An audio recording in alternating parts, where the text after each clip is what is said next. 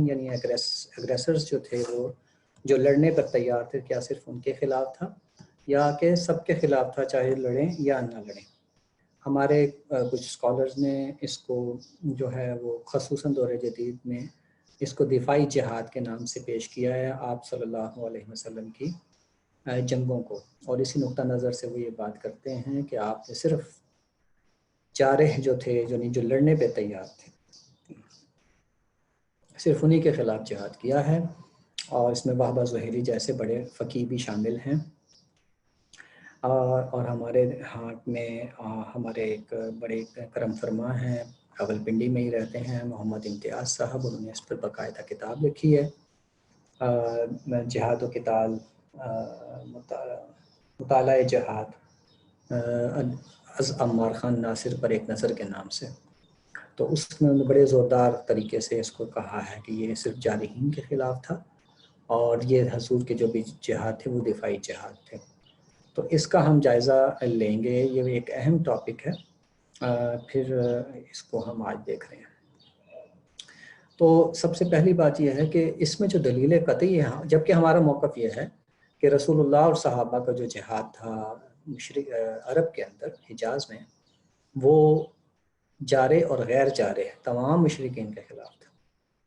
اس کی دلیل ہمارے پاس سورہ توبہ کی آیت نمبر 5 ہے، آپ اس پہ دیکھیں تو آپ کو ساری حقیقت یہیں پہ کھل جاتی ہے کہ فَإِذَا انْسَلَخَ الْأَشْهُرُ الْحُرُمُ فَاقْتُلُوا الْمُشْرِكِينَ حَيْثُ وَجَدتُّمُوهُمْ وَخُذُوهُمْ وَاحْصُرُوهُمْ وَاقْعُدُوا لَهُمْ كُلَّ مَرْصَدٍ فَإِنْ تَابُوا وَأَقَامُوا الصَّلَاةَ وَآتَوُا الزَّكَاةَ فَخَلُّوا سَبِيلَهُمْ إِنَّ اللَّهَ غَفُورٌ رَحِيمٌ۔ تو بڑے حج کے دن اس اعلان کے بعد جب حرام مہینے گزر جائیں، جو حج کے حرام مہینے ہوتے ہیں، تو ان مشرکوں کو جہاں پاؤ قتل کرو، اور اس مقصد کے لیے ان کو پکڑو، ان کو گھیرو، اور ہر گھات کی جگہ ان کی طاق میں بیٹھو۔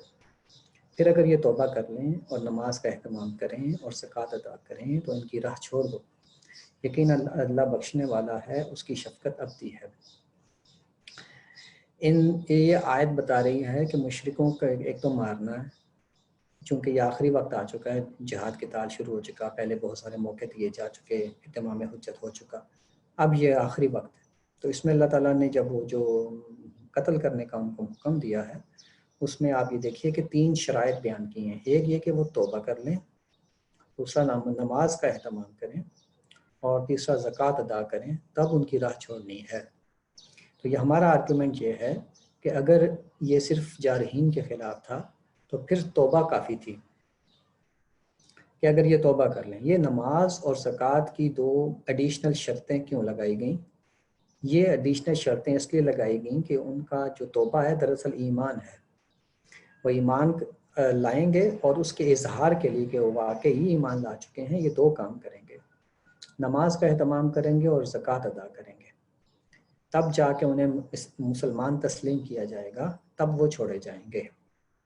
تو اگر یہ صرف جارحین کے خلاف ہوتا تو پھر جو پہلے قرآن کی آیتیں آئی ہیں کہ بھئی اگر وہ رک جائیں تو تم بھی رک جاؤ، وہ صلح کی طرف مائل ہوں تم بھی صلح کر لو، یہ پہلے ہدایات آتی رہی ہیں، تو وہی یہاں پر کیوں نہیں ہوا؟ یا آخری وقت میں جو آخری ہدایت ہے جہاد و قتال کے بارے میں، اس میں وہ ساری جو کنسیشنز تھیں ان کو چھوڑ دیا، اور یہ کہا کہ بھی جب تک اسلام نہیں قبول کرتے ان کو، اور نماز اور زکوٰۃ سے اس کا اظہار نہیں کرتے، ثبوت پیش نہیں کرتے، تو اس وقت تک ان کو مت چھوڑو۔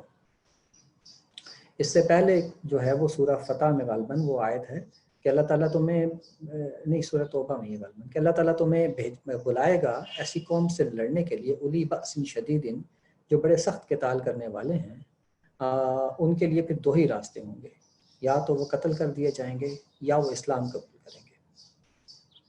پھر یہی اس کا اظہار ہے اس آیت کے اندر کہ اب ان کو مارو، اور یہ یا تو اسلام قبول کریں گے یا اسی سے ہماری فقہ میں یہ بحث چلی تھی کہ یہ مشرکین عرب جو ہیں ان کو اگر یہ نہیں دیا گیا کنسیشن کہ وہ بغیر اسلام قبول کیے بھی رہ سکتے ہیں، تو کیا یہ معاملہ بعد کے مشرکین کے لیے بھی ہے یا نہیں؟ تو یہاں پھر ہمارے فقہا نے، امام شافعی بھی شامل ہیں، امام ابو حنیفہ بھی شامل ہیں، وہ یہ کہتے ہیں کہ یہ صرف عرب کے مشرکین کے لیے خاص تھا کہ وہ یا تو اسلام قبول کریں گے یا مار دیے جائیں گے۔ اور یہ باہر کے لوگوں کے لیے نہیں. اور اسی کو میں نے ابھی جو عرض کیا تھا، امام شافعی نے اس کو باقاعدہ یہ بیان کیا ہے کہ وہ یہ جارحین کے خلاف عرب میں چونکہ ایسا ماحول بن گیا تھا کہ رسول اللہ کے ذریعے سے ان کے خلاف ان کے اوپر مکمل طور پر اتمام حجت ہو چکا تھا. اس بنا پر وہ یہ لفظ تو مختلف استعمال کرتے ہیں امام شافعی، لیکن وہ کہتے ہیں کہ بھائی وہ ان کے پاس جو قطع عذر ہو چکا تھا، اس بنا کے اوپر اللہ تعالیٰ نے ان کو کوئی کنسیشن دینے کو تیار نہیں ہوا. لیکن یہ حکم عام مشرکین کے لیے نہیں ہوگا جو حجاز سے باہر ہے. دوسرے ہمارے فقہا اس طرف بھی گئے ہیں کہ دنیا کا ہر مشرک وہ اس کے لیے یہی حکم ہے کہ اس کو قتل کر دیا جائے گا یا وہ اسلام قبول کرے. اور اسی بنا پر ہندوستان کے اندر یہ واقعات بھی پیش آئے کہ جو متشرع قسم کے بادشاہ تھے، جیسے التمش تھا، محمد تغلق تھا اور اورنگزیب عالمگیر تھا، تو یہ جو تھے اسلام پسند بادشاہ تھے. ان کے پاس ان کے اپنے زمانے کے جو فقہا تھے وہ گئے اور انہوں نے یہ کہا کہ ہندو جو ہیں وہ مشرک ہیں اور قرآن کے حکم کے اعتبار سے ان کا سر قلم کر دینا چاہیے، ان کو کوئی کنسیشن نہیں دینی چاہیے. تو چونکہ وہ بادشاہ تھے تو انہوں نے کہا کہ بھئی یہ تو عملی مجبوری ہے. انہوں نے بات مانی ان کی، لیکن کہا کہ عملی مجبوری یہ ہے کہ اتنے زیادہ ہیں ہندو اور ہم تو بہت تھوڑی سی تعداد میں ہیں. اگر ہم نے انہیں اس طرح قتل عام کرنا شروع کیا تو یہ تو پوری قوم ہمارے خلاف اٹھ کھڑی ہوگی اور ہمارا سروائیول ہی ناممکن ہوگا. تو اس بنا پہ پھر فقہا نے ان سے کہا کہ اچھا پھر ان کو ذلیل کر کے رکھو، کم از کم اتنا کرو. تو یہ متشرع بادشاہوں سے یہ مطالبات کیے گئے ہیں ہندوستان میں، تاریخ میں لکھے ہوئے ہیں. میں نے ان کے ایک آرٹیکل میرا زیر تکمیل ہے، اس میں نے یہ حوالہ جات بھی کتابوں سے اکٹھے کیے ہوئے ہیں. تو اس میں یہ نہیں کہ یہ آپ یہ دیکھ لیں کہ یہ اس طرح سے یہ معاملہ دیکھا جا رہا تھا. کچھ اس کو مخصوص دیکھ رہے تھے، کچھ اس کو عام دیکھ رہے ہیں. تو دور جدید میں جو ہے وہ اس کو کہا گیا کہ نہیں یہ دفاعی جہاد تھا. اب سوال یہ ہے کہ یہ دفاعی جہاد تھا تو یہ آیت کیا کہہ رہی ہے؟ یہ آیت کہہ رہی ہے کہ وہ تو مارو ان کو. اب یہ دوسری بات یہ ہے کہ جس وقت اور جب تک اسلام قبول نہ کر لیں ان کو چھوڑو نہیں. دوسری بات یہ ہے کہ یہ اس وقت یہ آیت اتری ہے جب مسلمانوں کا غلبہ ہو چکا تھا جزیرہ عرب میں اور چند ایک قبائل ہی رہ گئے تھے جو کہ جا رہے تھے، جیسے بنو حوازن تھے یہ طائف کے اندر، اور یہ اس قسم کے ایک دو لوگ ہی رہ گئے تھے جو کہ جا رہے تھے. تو باقی سب تو مطیع ہو چکے تھے، لڑنے پہ آمادہ ہی نہیں تھے. اب جو لڑنے پر آمادہ ہی نہیں ہیں باقی سارے مشرکین، تو یہ تو آیت کوئی تخصیص نہیں کر رہی مشرکین، المشرکین کہہ کہ سب کو مشرک قرار دے کے کہتی ہے مارو. تو اس بنا پر اس وقت تو کوئی عرب مسلمانوں سے لڑنے کو تیار ہی نہیں تھے. تو اب یہ پھر کن کے خلاف یہ جہاد ہو رہا تھا؟ ظاہر ہے کہ اس میں جارے اور غیر جارے دونوں شامل تھے. یہ ہے ہمارا مین آرگومنٹ جس کے اوپر یہ ہوا ہے.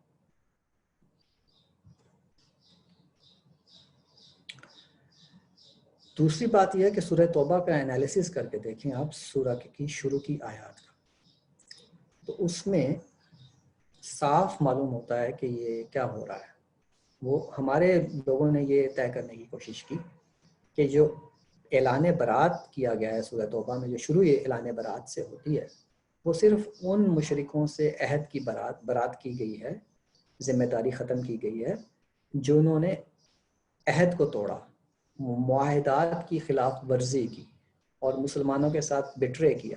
تو ان کو سزا، ان کے ساتھ معاہدات توڑنے کی بات ہوئی ہے، جبکہ آیت ایسے نہیں کہتی. تھوڑا سا انالیسز آپ کے سامنے پیش کروں گا. تو شروع آیت ہوتی ہے برات من اللہ و رسولہ الی الذین عاہدتم من المشرکین. اللہ نے برات کا اعلان کر دیا ہے ان مشرکوں کے لیے جن سے تم نے معاہدے کیے ہیں. اب یہ معاہدے تمام مشرکوں سے کیے تھے، جتنے مطلب ہے صرف قریش سے نہیں کیے تھے، ان کے علاوہ بھی جتنے عرب کے مشرکین سب سے معاہدے کیے ہوئے تھے، کئی ساروں سے معاہدے کیے ہوئے تھے. تو ایک تو یہ ثابت ہوتا ہے کہ المشرکین سے قریش مراد نہیں ہے، بلکہ اور بھی جتنے بھی مشرکین ہیں سب مراد ہیں حجاز کے. نمبر ایک. دوسری بات یہ ہے کہ یہ آیت بتا رہی ہے کہ تمام معاہدات سے برات ہے. دو باتیں ہو گئیں. اب تیسری بات سنیے. اسی سورہ کی چوتھی آیت میں اللہ کہتا ہے کہ کچھ معاہدات ایسے ہیں کہ ان سے برات نہیں کرنی. إلا الذين عاهدتم من المشركين ثم لم ينقصوكم شيئا ولم يظاهروا عليكم أحدا فأتموا إليهم عهدهم إلى مدتهم إن الله يحب المتقين. البتہ وہ مشرکین اس اعلان برات سے مستثنا ہیں جن سے تم نے معاہدہ کیا، پھر اس کو پورا کرنے میں انہوں نے تمہارے ساتھ کوئی کمی نہیں کی اور نہ تمہارے خلاف کسی کی مدد کی، سو ان کا معاہدہ ان کی مدت تک پورا کرو۔ یہاں سے یہ آرگومنٹ ڈیولپ کیا ہے دوسرے لوگوں نے کہ معاہدے کی خلاف ورزی کرنے والے مشرکوں کے خلاف صرف یہ بات کی گئی تھی، جبکہ ہم یہ کہہ رہے ہیں کہ آیت یہ بتا رہی ہے کہ دو باتیں ہونی چاہیے، ایک کہ انہوں نے خلاف ورزی نہ کی ہو، دوسرا کہ کسی کے اور کے خلاف انہوں نے تمہارے خلاف کسی کی مدد نہ کی ہو، دونوں خلاف ورزی ہی ہیں۔ تیسری بات جو ہے وہ اگنور کی جا رہی ہے یہاں پہ، اور وہ یہ ہے کہ ان کا معاہدہ ان کی مدت تک پورا کرو۔ تو یہاں پر لمیٹڈ ٹائم باؤنڈ معاہدات کی بات ہو رہی ہے، جبکہ اوپر والی آیت ٹائم باؤنڈ اور ان لمیٹڈ سارے معاہدات کی بات کر رہی ہے۔ تو یہاں جو الا الذین میں جو استثناء دیا گیا ہے، ایکسیپشن دیا گیا ہے، وہ جس کو ہم کہتے ہیں موقت معاہدات، یعنی کہ لمیٹڈ ٹائم باؤنڈ معاہدات کی بات ہو رہی ہے۔ ان لمیٹڈ اور جو کیا کہتے ہیں ٹائم باؤنڈ نہیں تھے جو معاہدات، ان کی تو یہاں بات ہی نہیں ہوئی ہے۔ چنانچہ یہ صرف لمیٹڈ معاہدات کی بات ہوئی ہے جو ٹائم باؤنڈ تھے، یہ بات ہے۔ اس میں یہ کہا گیا ہے کہ اگر وہ تمہارے ساتھ اس میں کچھ کمی بیشی کر جائیں تو ان کے خلاف تم معاہدہ توڑ سکتے ہو، اگر انہوں نے کمی بیشی نہیں کی تو معاہدہ پورا کرنا ہے۔ یہی وجہ ہے کہ جو دوسرے لوگ ہیں جنہوں نے معاہدہ، ایک تو ان کا ٹائم باؤنڈ نہیں تھا اور دوسرا انہوں نے خلاف ورزی بھی نہیں کی تھی، اسی وجہ سے تو 4 مہینے کی مہلت دینے کا جواز پیدا ہوا تھا۔ دیکھیے، جن کے ساتھ معاہدہ ٹائم باؤنڈ ہے ان کے ساتھ اعلان برات کرنے کی ضرورت ہی نہیں ہے، اس لیے کہ وہ تو معاہدہ اپنے وقت پر ختم ہوگا اور اس کو پہلے ختم کرنے کا کوئی جواز ہی نہیں ہے جب تک کہ خلاف ورزی نہ ہو جائے۔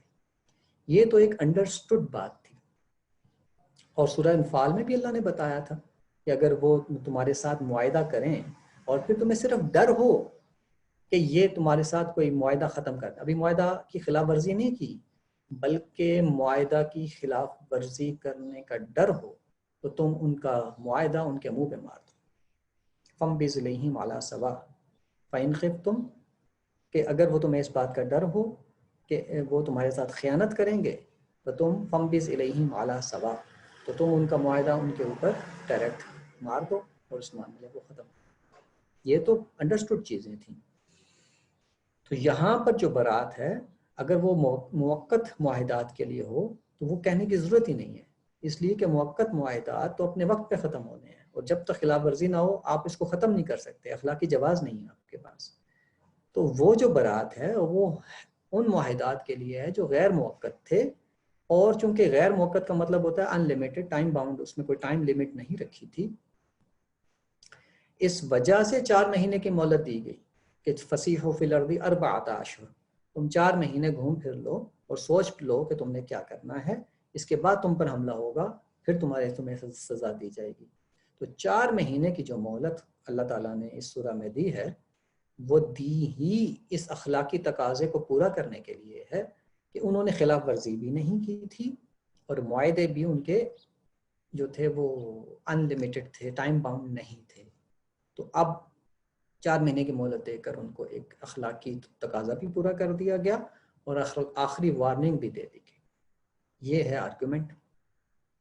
چنانچہ سورہ توبہ کی آیت نمبر 2 میں اللہ نے کہا کہ فسیحوا فی الارض 4 اشہر واعلموا انکم غیر معجز اللہ وان اللہ مخزی الکافرین، تو یہ ان کو وارننگ دے دی گئی۔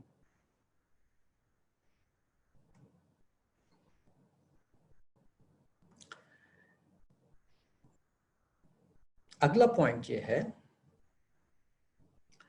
کہ بعض اہل علم ہیں جن میں مولانا ابوالکلام آزاد بھی شامل ہیں، مفتی شفیع بھی شامل ہیں، محمد امتیاز جن کا بھی میں نے ذکر کیا، ہمارے بڑے اچھے مہربان ہیں، ان کا بھی یہ آرگومنٹ ہے کہ 4 مہینے کی مہلت دینے کا مقصد یہ تھا کہ مشرکین عرب سے بے دخل ہو جائیں، چلے جائیں یہاں سے، ان کو مارنے کے لیے یہ مہلت نہیں دی گئی تھی کہ اگر یہاں رہنا ہے تو پھر تمہیں مسلمانوں کا مطیع ہو کر رہنا پڑے گا، نہ صرف مطیع بلکہ مسلمان ہو کے رہنا پڑے گا، کیونکہ عرب جو ہے وہ اس کو ہم نے خالص کرنا ہے اسلام کے لیے، یہ تو وہ مانتے ہیں۔ لیکن اس کے ساتھ اگلی بات یہ کرتے ہیں کہ ان کو قتل کرنے کا حکم نہیں تھا، ان کو بے دخل کرنے کا حکم تھا کہ جزیرہ عرب سے نکل جائیں، اگر یہاں رہیں گے تو اس کو جارحیت سمجھا جائے گا۔ یہ ہے ان کا آرگومنٹ۔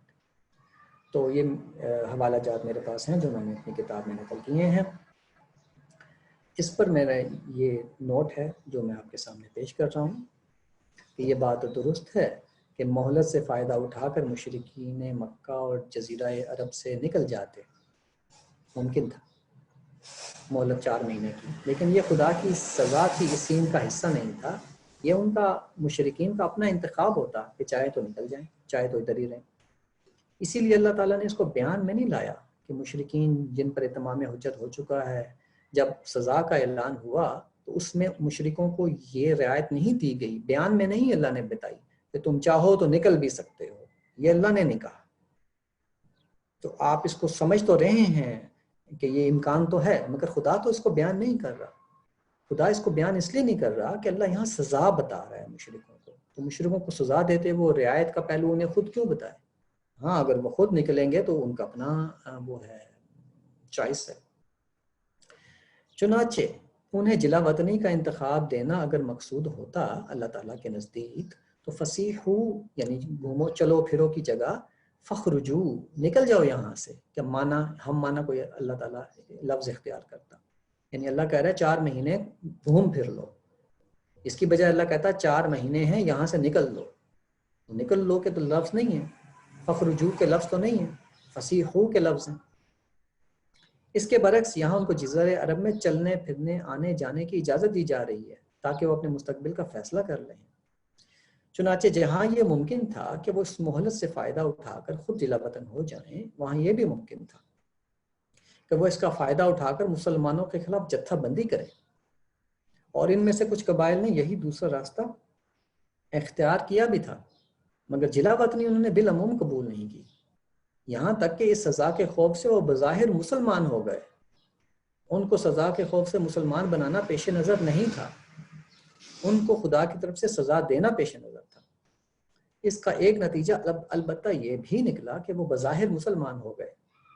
یہی وجہ ہے کہ جب رسول اللہ صلی اللہ علیہ وسلم دنیا سے تشریف لے گئے تو یہ اسلام سے پھر گئے، ارتداد آ گیا، دین بہرحال غالب ہو گیا تھا جس کا اللہ نے وعدہ کیا تھا، حق کا نشان قائم کر دیا گیا تھا جس کا دعوی رسالت کے پہلے دن سے کیا گیا تھا، تو تاکہ امت محمد صلی اللہ علیہ وسلم کی رسالت کی حقانیت کا ثبوت قائم کر دکھا دیا جائے۔ یہ آخری 2 لائنیں تو خیر ہمارے موضوع سے متعلق نہیں، تو یہ عرض کر رہا تھا میں کہ ان لوگوں نے ڈر کے اسلام قبول کیا۔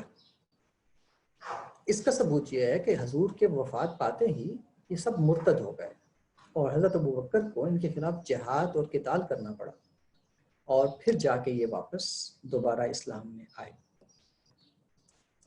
دوسری بات یہ ہے کہ جب یہ تاریخی شواہد بھی اس کی تائید کرتے ہیں جو میں عرض کر رہا ہوں، وہ یہ میرے پاس یہ سارے حوالہ جات ہیں کہ جب نبی اکرم کی مسند شامین میں سے لیا ہے، جب نبی اکرم کی وفات ہوئی تو لوگ اسلام کو چھوڑ کر مختلف گروہوں اور دھڑوں میں بٹ گئے، چنانچہ آپ کے ساتھیوں کا گروہ اٹھا، اس نے لوگوں کے ساتھ قتال کیا یہاں تک کہ انہیں کلمہ اسلام کی طرف واپس لوٹا دیا۔ یہ ایک صحابی کا قول ہے، اور منکرین کو یہ اقرار کرنا پڑا کہ اللہ کے سوا کوئی الہ نہیں اور یہ کہ تمہارا نبی برحق ہے۔ دوسرا، اللہ تعالیٰ نے محمد صلی اللہ علیہ وسلم کو یہ دین دے کر بھیجا، چنانچہ آپ نے اس کے لیے جہاد کیا یہاں تک کہ لوگ خواہی نہ خواہی willingly اور unwillingly اس میں داخل ہو گئے۔ یہ صحابہ کی اقوال ہے۔ یہ دیکھیے خالد بن ولید کا ہے، رومی فوج کے سالار جرجا سے گفتگو کرتے ہوئے خالد نے کہا کہ ہم نے اس دین کو اپنی مرضی کے برعکس قبول کیا تھا۔ ہم سے مراد وہ عرب کے لحاظ سے بتا رہے ہیں، عرب کو ریپرزینٹ کر کے کہہ رہے ہیں، ہم نے اس دین کو اپنی مرضی کے خلاف برعکس قبول کیا تھا۔ نصارہ بنو تغلب سے معاہدے کے موقع پر انہوں نے یعنی حضرت عمر نے فرمایا تھا کہ ان میں سے جو اسلام لے آئیں گے ان کے حقوق و فرائض مسلمانوں کے برابر ہوں گے، جو انکار کریں گے ان پر جزیہ لازم ہوگا، ہم اسلام قبول کرنے پر صرف اہل عرب کو مجبور کریں گے جو جزیرۃ العرب کی حدود میں رہتے ہیں۔ یہ کتنے کلیئر لفظ ہیں حضرت عمر کے۔ تو ان ساری چیزوں کی تعویل نہیں کی جا سکتی، نہ نصوص کی اور نہ تاریخی شواہد کی۔ تو دو چیزیں ہیں ہمارے پاس، ایک ہے امر واقعہ جو تاریخی شواہد میں لکھا ہوا ہے، اور دوسرا ہمارے پاس قرآن کی نصوص ہیں۔ تو دونوں بالکل ایک دوسرے کی تائید میں کھڑی ہیں، اور اس کو جو اس میں جو بات دفاعی پوزیشن کی بات یا باقی چیزیں کہتے ہیں کہ وہ مہلت کا مطلب یہ تھا کہ وہ نکل جائیں جزیرہ عرب سے، یہ کسی نص میں بیان ہی نہیں ہوا ہے۔ تو یہ انفرنسز ہیں ان کے جن کو نصوص سپورٹ نہیں کرتی ہیں۔ چوتھی چیز جو میں پیش کرنا چاہتا ہوں وہ یہ ہے کہ بائبل سے، دراصل میں یہ سمجھتا ہوں کہ یہ غلط فہمی کچھ اس بنا پہ بھی ہے کہ بائبل سے اس طرح استفادہ نہیں کیا گیا جس طرح سے استفادہ کرنا چاہیے تھا۔ تو اگر کیونکہ بائبل کی تاریخ جو ہے وہ اتنی کلیئرلی اللہ تعالیٰ کے ان قوانین کو بیان کرتی ہے کہ آپ تو اس کو صرف نظر کر ہی نہیں سکتے۔ چنانچہ کتاب استثناء میں باب 20 ہے، میں آپ کے سامنے پیش کرتا ہوں، اس میں انہی اصولوں کو اللہ نے بیان کیا ہے۔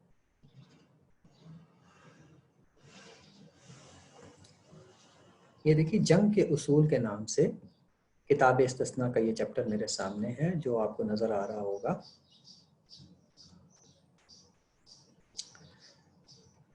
یہ دیکھیے، اس کی 10 نمبر آیت ہے۔ کسی شہر پر حملہ کرنے سے پہلے اس کے باشندوں کو ہتھیار ڈالنے کا موقع دینا۔ اگر وہ مان جائیں اور اپنے دروازے کھول دیں تو وہ تیرے لیے بیگار میں کام کر کے تیری خدمت کریں، غلام بن جائیں، محکوم بن جائیں۔ لیکن اگر وہ ہتھیار ڈالنے سے انکار کریں اور جنگ چھڑ جائے تو شہر کا محاصرہ کر۔ جب رب تیرا خدا تجھے شہر پر فتح دے گا تو اس کے تمام مردوں کو ہلاک کر دینا، اور تو تمام مال غنیمت، عورتوں، بچوں اور مویشیوں سمیت رکھ سکتا ہے۔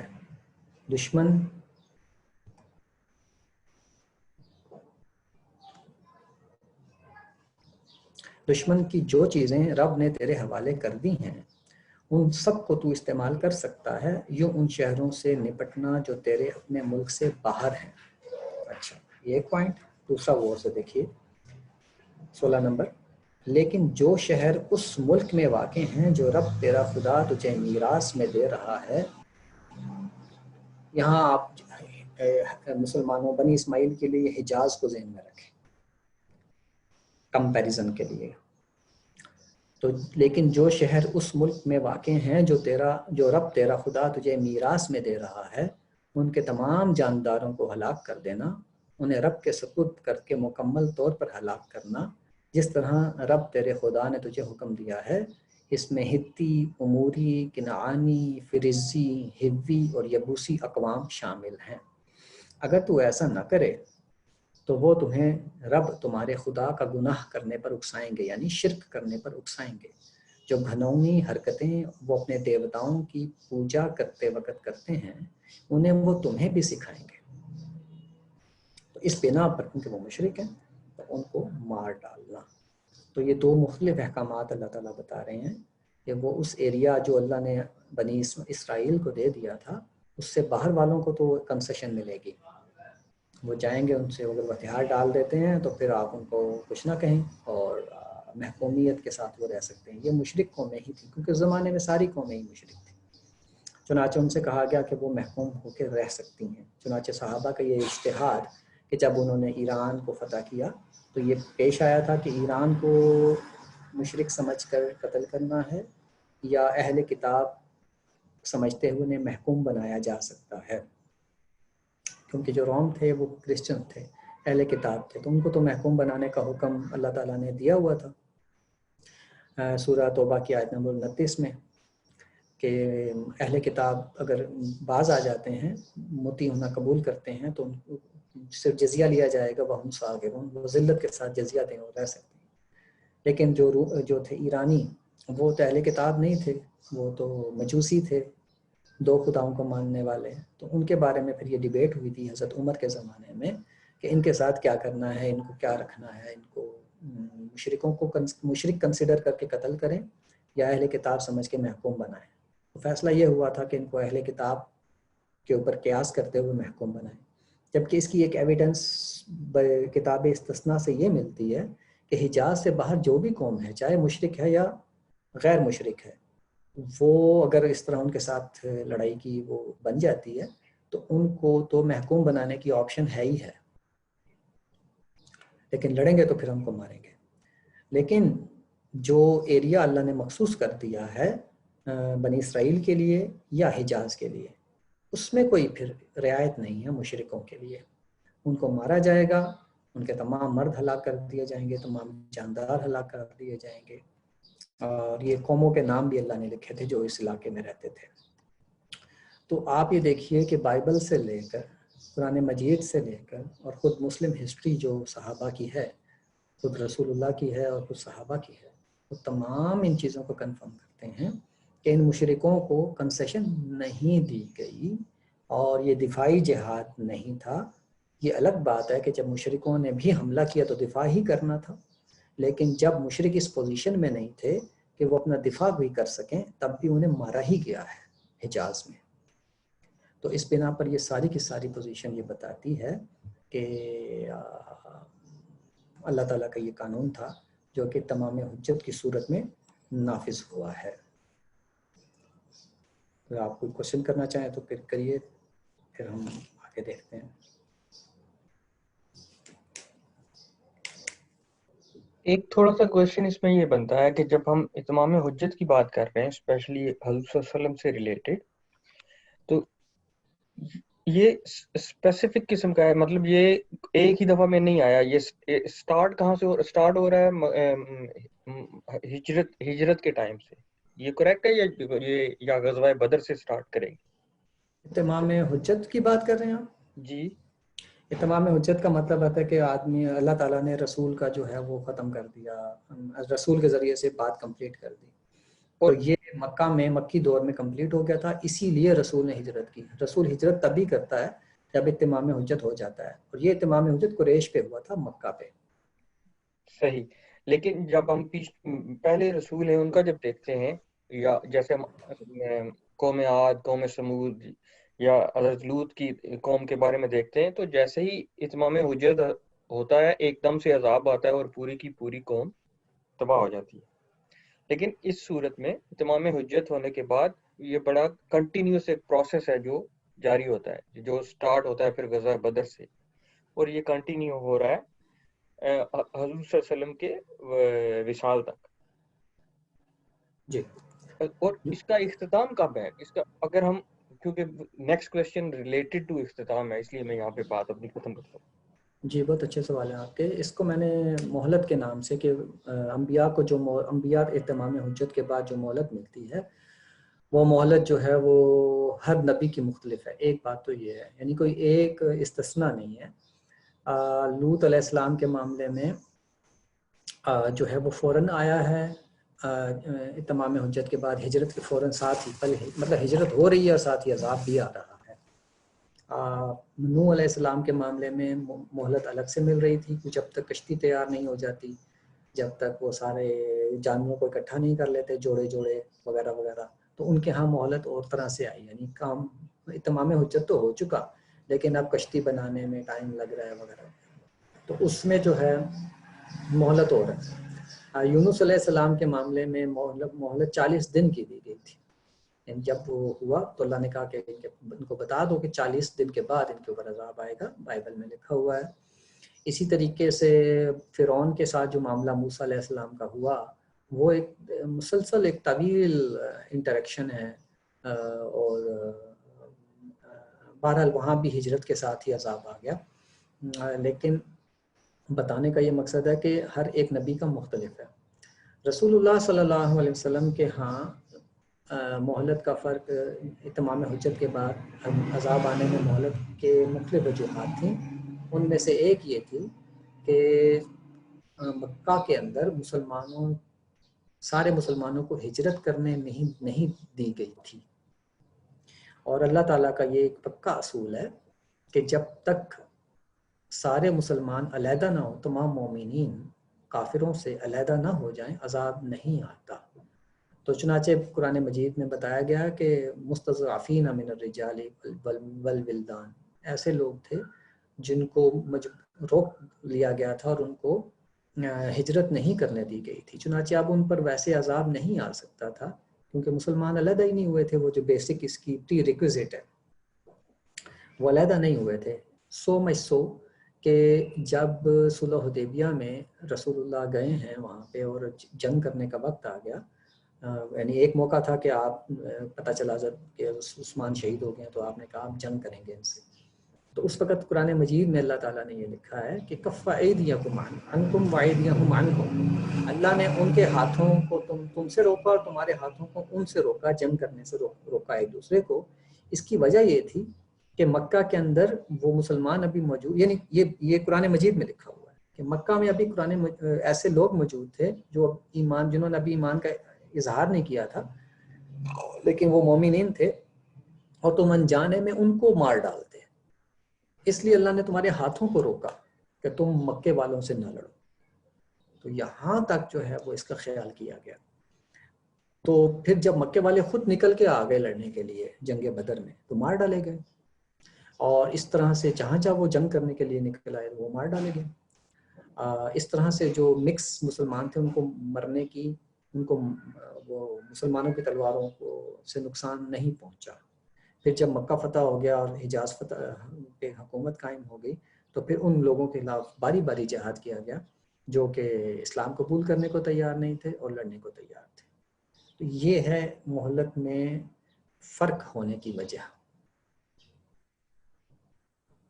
پھر یہ مہلت ہم کہاں کہیں گے کہ یہاں پہ اینڈ ہو گیا ہے؟ کیونکہ ہم دیکھتے ہیں کہ اس کے بعد بھی مسلمان اگر مطلب ہسٹوریکلی چیز دیکھیں تو حضرت عمر کے دور میں بھی اگریسر تھے، مطلب انہوں نے آگے پیچھے کوئی ایسی جگہ نہیں چھوڑی کہ جہاں پہ مطلب اسلامی گورنمنٹ جس کو ہم بولتے ہیں وہ قائم نہیں ہوئی. جی تو یہ وہاں تک کیوں گیا جس کو آج بھی یوز کیا جاتا ہے کہ ون آف دا ریزنس کہ اس کو ہم آج بھی امپلیمنٹ کریں گے. جی وہ یوں ہے، ایسے سوال کا آپ کا دوسرا حصہ تھا وہ یہی والا. تو اس کا جواب یہ ہے کہ یہ اس کی جو جہاں تک اتمام حجت ہوا تھا، جن قوموں تک اتمام حجت ہوا تھا ان قوموں تک قتال کرنا تھا، اور وہ اس میں روم اور ایران شامل ہیں. اگلا ہمارا ٹاپک یہی ہوگا روم اور ایران کے اوپر، تو اس میں ہم اس کو تفصیل سے دیکھیں گے کہ روم اور ایران پہ تمام حجت کیسے ہوا تھا، جس کی بنا پر صحابہ نے پھر ایران اور روم کے اوپر طاقت کی تھی. تو یہ حضرت عمر کے دور میں کمپلیٹ ہو گیا تھا، کیونکہ حضرت عمر جو تھے وہ اس بات کو، یہ میرے پاس وہ سارے حوالہ جات بھی موجود ہیں جس میں حضرت عمر یہ کہتے ہیں کہ ان علاقوں تک جانے کا ہمیں حکم تھا وہ پورا ہو گیا ہے، اب ہم آگے نہیں جائیں گے. حضرت عمر اس بارے میں اتنے پرٹیکولر تھے کہ وہ باوجود اپنے کمانڈرز کی انسسٹنس کے کہ ابھی ہمیں مزید جنگیں کرنی ہیں، وہ نہیں چاہتے تھے کہ جنگ ہو. اور جن علاقوں تک حضرت عمر سمجھتے تھے کہ تمام حجت ہوا ہے اور ہم نے لڑائی کرنی ہے، اس علاقے سے آگے جانے کی بار بار اجازت مانگی گئی. وہ میں آپ کے سامنے وہ ساری چیزیں پیش کروں گا جس میں وہ کمانڈرز نے کہا کہ آپ جو ہیں جب تک یہ سانپ مر نہیں جاتے یہ ہم پہ حملے کرتے رہیں گے. چنانچہ حضرت عمر کے آخری دور میں جو جنگیں ہوئی ہیں وہ فتنے کو دبانے کے لیے کی گئی ہیں، یعنی کہ جو جنگ بھڑکی ہوئی ہے اس کے شعلے ختم ہو جائیں، ورنہ خود حضرت عمر کے زمانے میں یہ ختم ہو چکا تھا.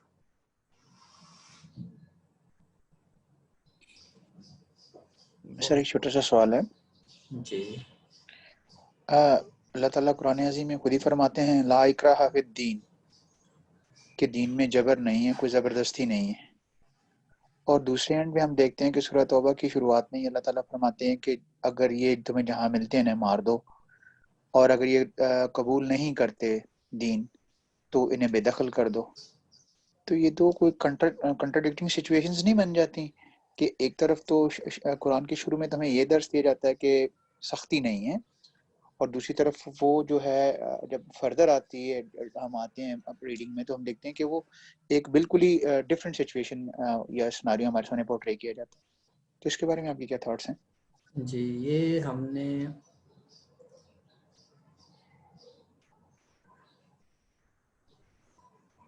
اچھا جی اس کا جو جواب ہے وہ یہ ہے، میں نے اس کو باقاعدہ اس کے اوپر الگ سے بھی لکھا ہے کہ یہ اس کا تعلق جبر سے ہے ہی نہیں ہے، اس کا تعلق ہے قطع عذر سے. ایکسکیوزز جب ختم ہو جاتے ہیں تو اللہ سزا دیتا ہے. قیامت کے دن اللہ تعالیٰ سزا دے گا، یہ تو ہم سب مانتے ہیں کہ اللہ تعالیٰ پوچھے گا کہ میں جن کے جو اس کو نہیں مانتے تھے، جو اس کی عقیدے میں نہیں مانتے تھے یا عمل میں نہیں مانتے تھے، اللہ تعالیٰ ان کو سزا دے گا، یہ تو سب مانتے ہیں. وہی جب ممکن ہو گیا دنیا میں کہ اللہ تعالیٰ وہ عذر دنیا میں ختم کر دے انسانوں کا، تو سزا یہاں بھی دے دی گئی. یہ ہے اصل میں اس کا قانون. یہاں پر رسولوں کو بھیج کر لوگوں کو آخری درجے میں لوگوں کا یہ ایکسکیوزز ختم کیے گئے ہیں. اس بنا پر ان کے لیے سزا دینا جائز ہو گیا اسی دنیا میں. یہ دین پر جبر نہیں ہے، یہ مجرموں کو سزا دینا ہے. جس طرح سے کہ خدا قیامت کے دن مجرموں کو سزا دے گا، اسی طرح وہ دنیا میں ان مجرموں کو سزا دی اس نے. یہ سزا کا قانون ہے، جبر کا قانون نہیں ہے. تو یہاں اشکال اس لیے لگتا ہے کہ یہ جبر کا قانون ہے، کیونکہ جبر ہو رہا ہے، اسلام قبول کرنا ورنہ مار ڈالے جاؤ گے. لیکن یہ سزا ہے.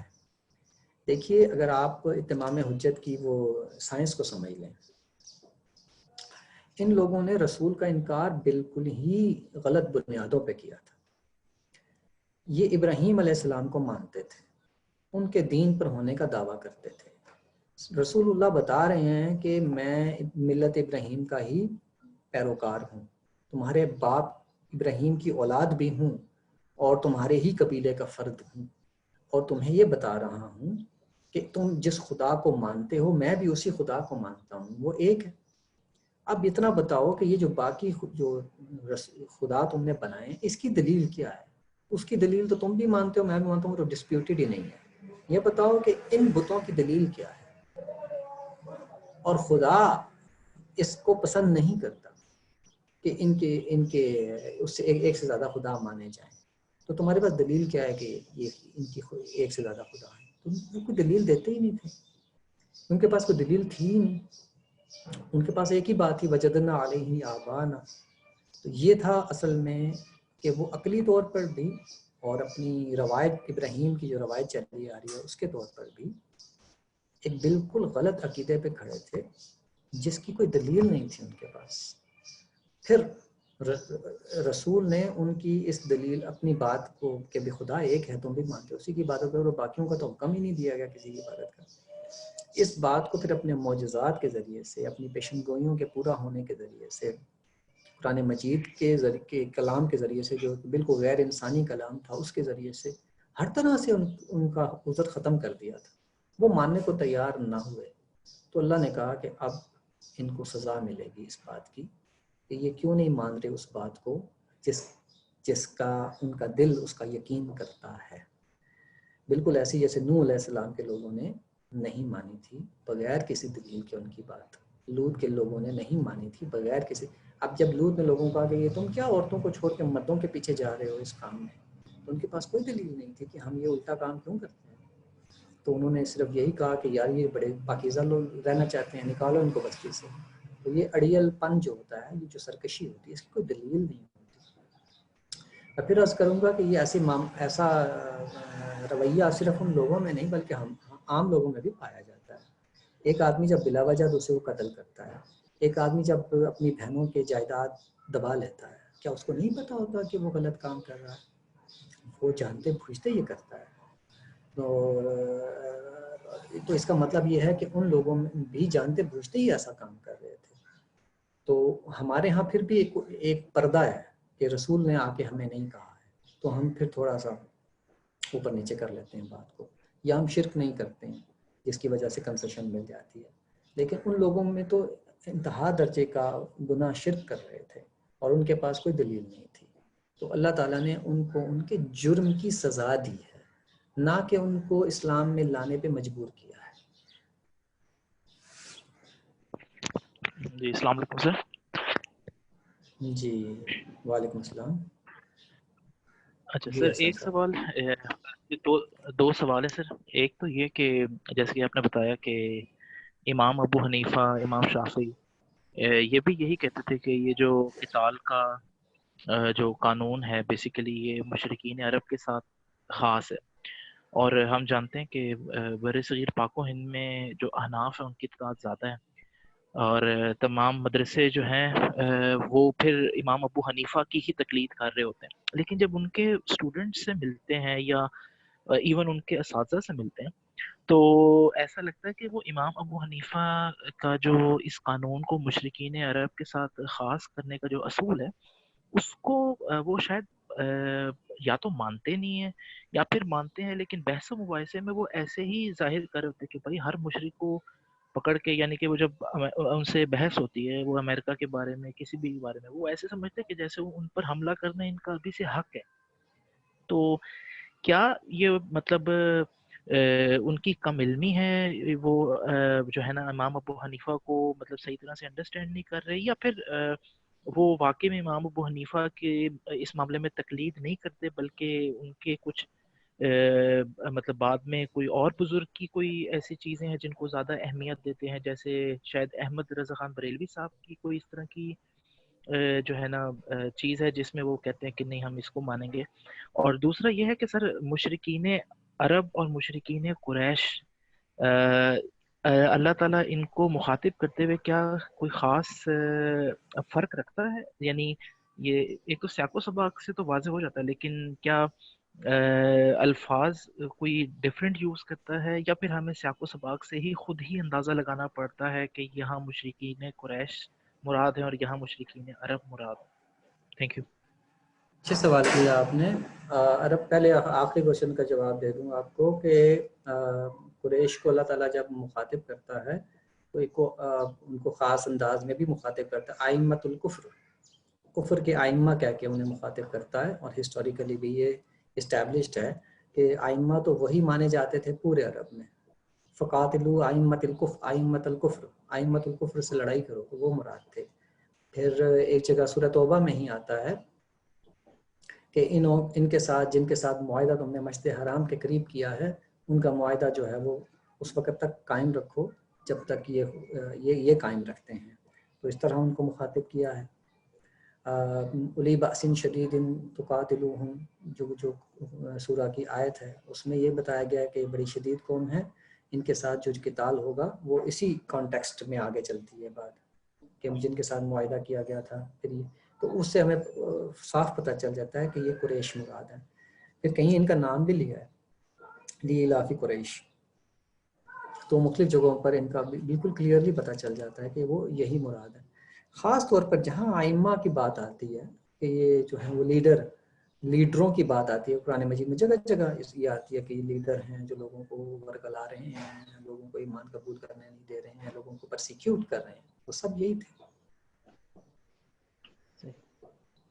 اور دوسری کیا بات تھی آپ کی کہ دوسری بات وہ ہاں وہ اب احناف کی بات، جو احناف کا مسئلہ ہے، ہم حنفی لوگوں کا جو مسئلہ ہے وہ یہ ہے کہ قتال ہے نا جو قتل کرنا ہے اسلام نہ لانے کی بنا پر، وہ اس اصول کی بنا پہ قتل کرنے کی بات نہیں کرتے ہیں. یعنی کہ امام حنیفہ یہ کہتے تھے کہ عرب قتل جو تھا نا وہ عربوں کو کرنا تھا، عرب مشرکوں کو کرنا تھا.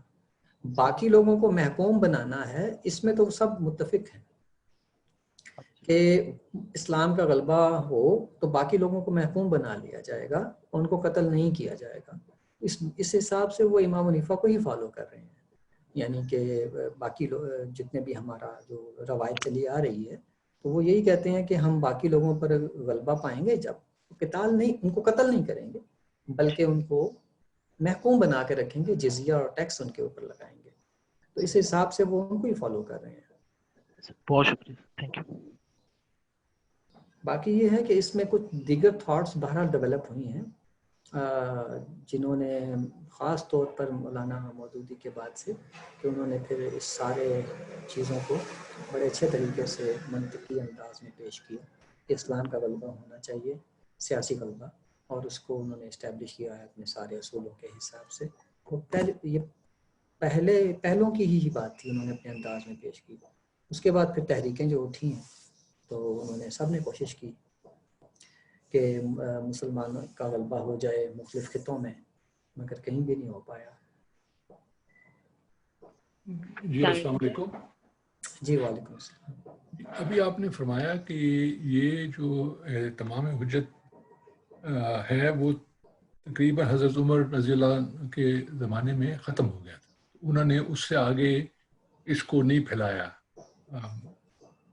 لیکن تو اس سے کیا یہ مراد لیا جائے کہ حضرت عثمان رضی اللہ عنہ کے بعد سے یہ اس قانون کی مخالفت ہونی شروع ہو گئی؟ کیونکہ بعد میں بنو امیہ میں بھی یہ چلتا رہا، بنو عباس، اور کافی پھیلاؤ ہوا. تو یہ وائلیشن یعنی کہ اس زمانے سے شروع ہو گئی. جی ہاں، وائلیشن آپ اس کو کہیں یا اس زمانے کا یہ نارم تھا، اسٹیبلشڈ نارم تھا کہ جب کوئی علاقہ، جب کوئی قوم طاقتور ہو جاتی تھی تو وہ اپنے ارد گرد کے نیبرنگ لینڈز کو کانکیئر کرنا اپنا حق سمجھتی تھی. تو اسی اصول کے اوپر جو تھے بنو امیہ نے اپنی جو نیبرنگ لینڈز تھیں ان کو کانکیئر کیا. یہ جو لوگ تھے بنو امیہ کے جو تھے، یہ مطلب اپنے پولیٹیکل جو ان کے موٹیوز تھے ان کے حساب سے ہی چلتے تھے جیسے باقی دنیا میں ہوتا ہے. تو اس حساب سے انہوں نے جتنی بھی، خصوصاً ولید بن عبد الملک کے زمانے میں دراصل زیادہ لینڈز جو ہے وہ کانکیئر کی گئی تھی، ان سب کے پیچھے سیاسی محرکات تھے. صحابہ نے یہ، ہم اگلے اس میں طویل اگلی نشست میں ہم اس کو ڈیٹیل سے دیکھیں گے کہ صحابہ سے جب پوچھا جاتا تھا تم کیوں ہم پہ حملہ کر رہے ہو، تو جواب میں حضور کی حدیث بیان کرتے تھے کہ ہمیں حضور نے کہا ہے کہ تم پہ حملہ کریں. اور جب کہ یہ بنو امیہ نے جو کچھ کیا یا اس کے بعد جو کچھ ہوا، وہ ان کے ہاں سارے سیاسی محرکات ہیں. ہندوستان پر حملے کرنے کی وجہ یہ بنی تھی کہ وہ جو مکران کی کالونی تھی مسلمانوں کی، وہاں پہ جو تھے سندھی حملے کرتے تھے. تو انہوں نے کہا کہ یار اس کو ختم کرنے کے لیے نا سندھ کو فتح کرنا ضروری ہے. تو اس بنا پہ سارے وہی سیاسی محرکات بتائے جاتے ہیں جو عام لوگوں کے ہوتے ہیں. لیکن جب روم اور ایران پہ صحابہ حملہ کر رہے تھے تو اس کے پیچھے وہ اپنے سیاسی محرکات نہیں بتاتے تھے بلکہ حضور کی حدیث پیش کرتے تھے. یہ مغلی اس میں نشست میں بتائیں گے آپ کو. لیکن یہ بنو امیہ میں بھی وہ یہی کہتے تھے نا کہ اسلام لاؤ یا مطیع بن کے رہو یا جزیہ دو، یہ سارے چیزیں. تو وہ لیکن وہ سیاسی بنیادوں پہ آپ کہہ رہے ہیں، لیکن وہ اس کا کیونکہ اس کو ان کے اس اقدام کو بھی یہ جو ابھی جس بھائی نے ارلیئر کہا کہ حناف ہمارے جو دوست بھائی ہیں وہ اسی کو دلیل بناتے ہیں کہ دیکھیں سب نے یہی کیا ہے. جی ہاں ایسا ہی ہے. وہ صحابہ کے حملہ تو وہ کرتے تھے اپنے سیاسی مفادات کی حفاظت کے لیے یا ان کی زیادہ فوائد حاصل کرنے کے لیے وہ حملے کرتے تھے. لیکن حملے کے بعد وہ اچھا اس وقت وہ یہ جیسے صحابہ کرتے تھے نا کہ حملے سے پہلے وہ 3 شرائط پیش کرتے تھے یا وہ لکھ کے بھیجتے تھے 3 شرائط. ان لوگوں نے کوئی ایسی شرائط نہیں پیش کی ہیں. یہ انہوں نے جب حملے کیے ہیں تو بس کر دی ہیں. حملے کے بعد انہوں نے لوگوں پر جزیہ اور ٹیکس عائد کیا اور یہ بھی کہا کہ تم میں سے جو مسلمان ہو جائے گا اس کے اوپر ٹیکس عائد نہیں ہوگا، اور جو نہیں ہوگا مسلمان اس پہ ہم ٹیکس عائد کریں گے. لیکن جنگ سے پہلے وہ 3 شرائط پیش کرنے کا کام انہوں نے نہیں، نہ ولید کے کمانڈرز نے کیا نہ بعد والوں کے کمانڈرز نے کیا. وہ تو ایک سیاسی جنگ تھی، سیاسی جھگڑے تھے جن کو چکانے کے لیے وہ جنگیں ہوئی ہیں. جب محمد بن قاسم نے سندھ پر حملہ کیا اس نے تو لوگوں کو 3 شرائط پیش کرنے کی کوئی بات نہیں کی. اس نے تو وہ تنگ آئے ہوئے تھے، وہ انہوں نے حملہ کر دیا. جب معاملہ ختم ہو گیا تو جزیہ عائد کر دیا. ان صحابہ میں یہ نہیں ہے، ان میں ہاں وہ 3 چیزیں پیش کی جاتی ہیں. تو جو ہمارے آپ کے اسکالرس ہیں جو ان سب چیزوں کو دیکھتے ہیں، جو یہ اس بات کے قائل ہیں کہ مسلمانوں کا سیاسی غلبہ ہونا چاہیے جو اسلام کا حکم ہے، تو وہ یہ کہتے ہیں کہ جب ہم کسی قوم پر حملہ کریں گے تو پھر ہم 3 شرائط پیش کریں گے. وہ صحابہ کی سنت کے حساب سے دیکھ رہے ہوتے ہیں. جبکہ ولید اور باقی جو بنو امیہ بنو عباس کے زمانے میں جو ہوا ہے وہاں 3 شرائط پیش کرنے کا کوئی اہتمام نظر نہیں آتا. السلام علیکم سر. جی وعلیکم السلام. سر مجھے ایک تو یہ پوچھنا ہے کہ جیسے الارض کے بارے میں اس کو کیسے تخصیص کریں گے؟ جیسے آپ نے 4 ماہ کی مدت کے بارے میں کہا، پھر اس کو مہلت سے کہا، تو وہ تو سمجھ میں آ رہا ہے کہ مقصود تخصیص اس کی ہو رہی ہے، لیکن الارض کی تخصیص کیسے ہوگی؟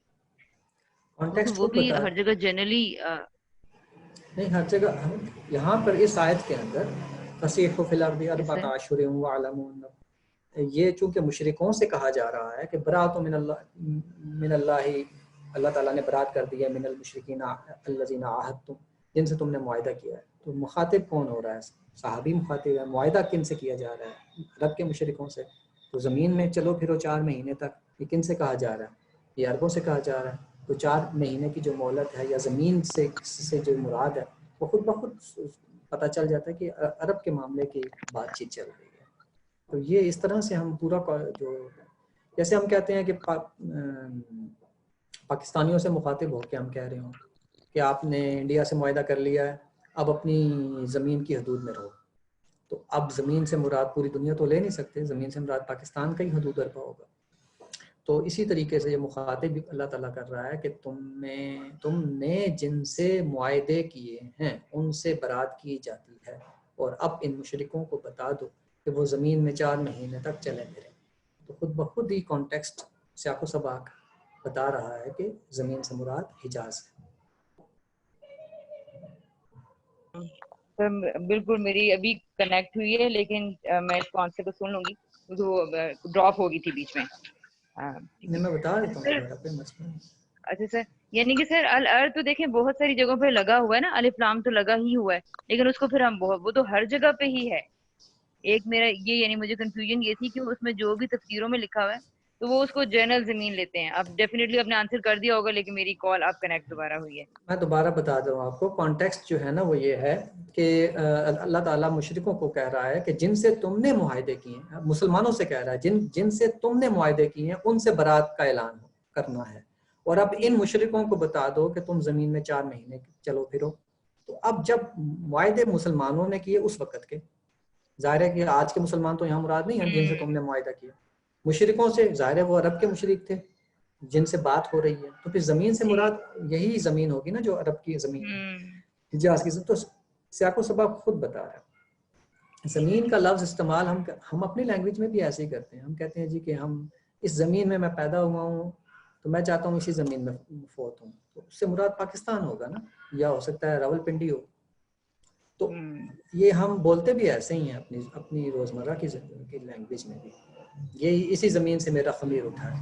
تو یہ زمین تو پوری دنیا کی زمین ہے، لیکن میری مراد ہوتی ہے پاکستان. ٹھیک ہے.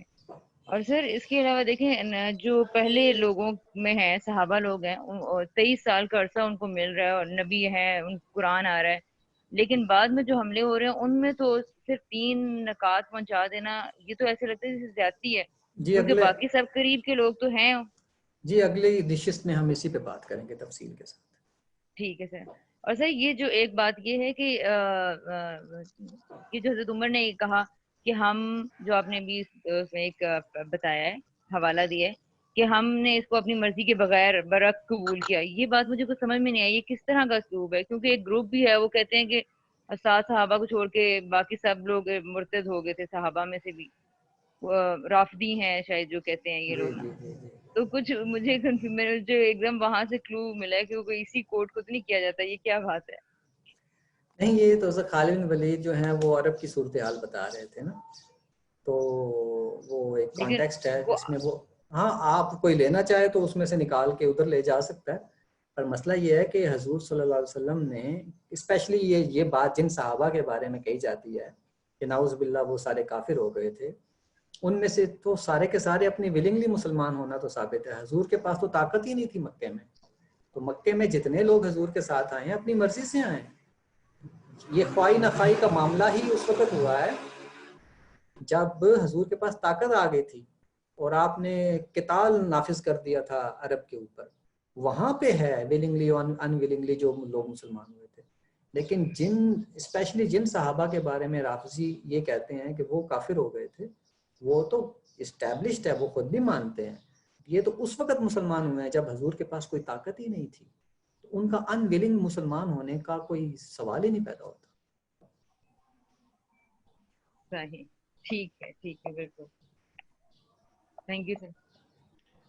سر ایک کویشچن تھوڑا سا ہے اس سے ہٹ کے, جیسے کہ آپ نے وہ حوالہ دیا تھا, تورات کا حوالہ دیا تھا آپ نے, جی تو اس میں آپ نے وہ باپ کا حوالہ دیا 20 نمبر تھا, اس میں کچھ ورسز بتائیں تھیں. جی تو آپ کو نہیں لگتا کہ اسرائیلی جو سے ہیں فلسطینی کے ساتھ وہی سلوک کر رہے ہیں جو اپنی کتاب کے مطابق سلوک کر رہے ہیں؟ جی ان کے پاس اس بات کا جواز موجود ہے, مذہبی جواز موجود ہے. تو آپ کی خیال میں آپ سمجھتے ہیں کہ وہ ٹھیک کر رہے ہیں پھر؟ نہیں, وہ ہم مذہبی اعتبار سے کہتے ہیں کہ وہ ٹھیک اس لیے نہیں کر رہے کہ انہوں نے دین کا وہ حکم قبول نہیں کیا جو اللہ تعالیٰ نے ان کے بعد ان کو دیا تھا کہ عیسیٰ علیہ السلام کو قبول کریں, اور پھر محمد صلی اللہ علیہ وسلم کی صورت میں ایک دوسرا چانس انہیں ملا تھا. ان میں سے کوئی بھی انہوں نے قبول نہیں کیا.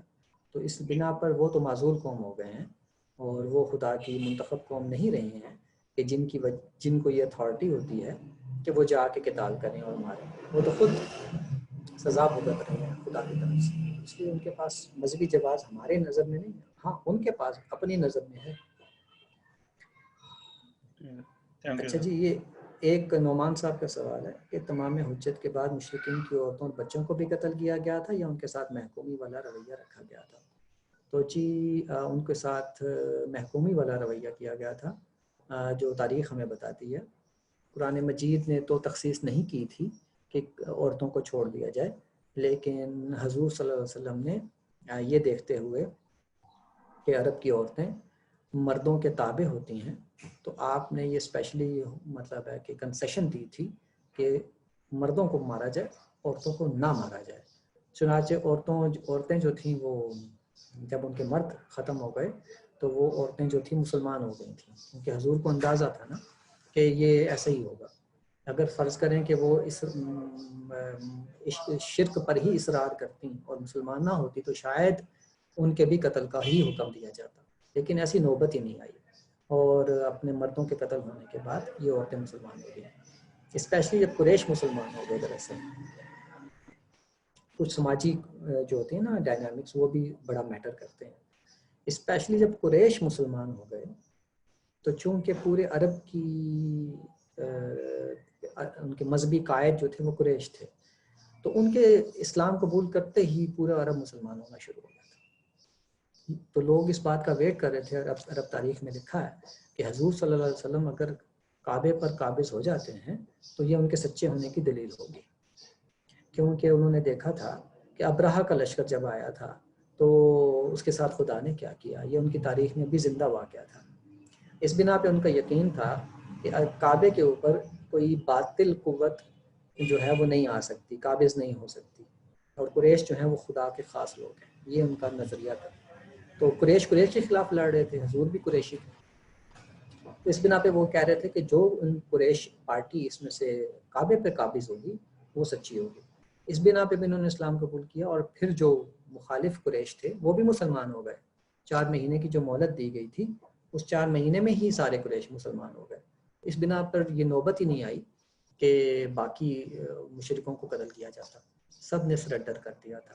اور اس بنا پہ عورتوں کو جو مہلت دی گئی تھی کہ یہ ابھی ان کو قتل نہ کیا جائے, وہ مہلت فائدہ مند ہوئی, اور تمام عورتیں بھی مسلمان ہوئی. بچے تو بچے ہوتے ہیں.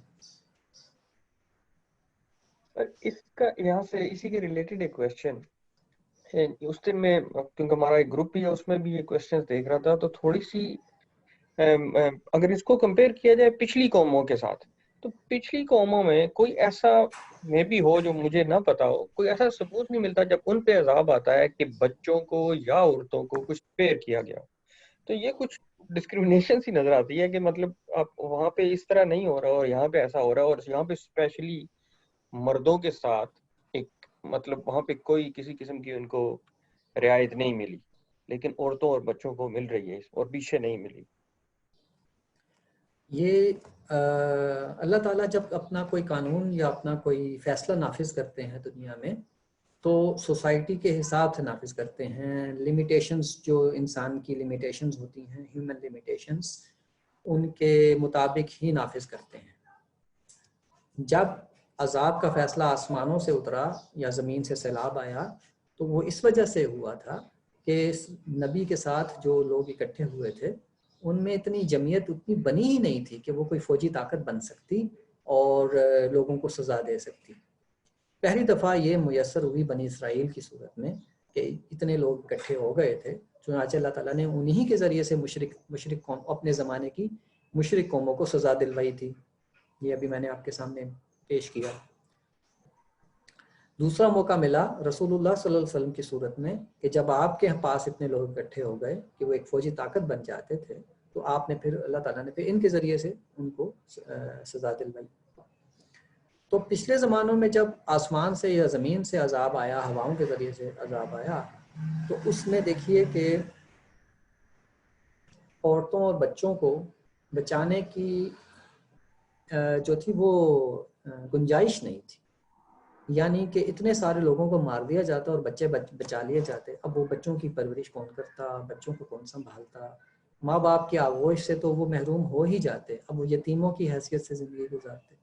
تو اللہ تعالیٰ کی حکمت نے یہی درست سمجھا کہ موت تو آنی ہی ہوتی ہے نا, آدمی نے مرنا تو ہوتا ہی ہے, تو ان بچوں کو بھی مار دیا جائے.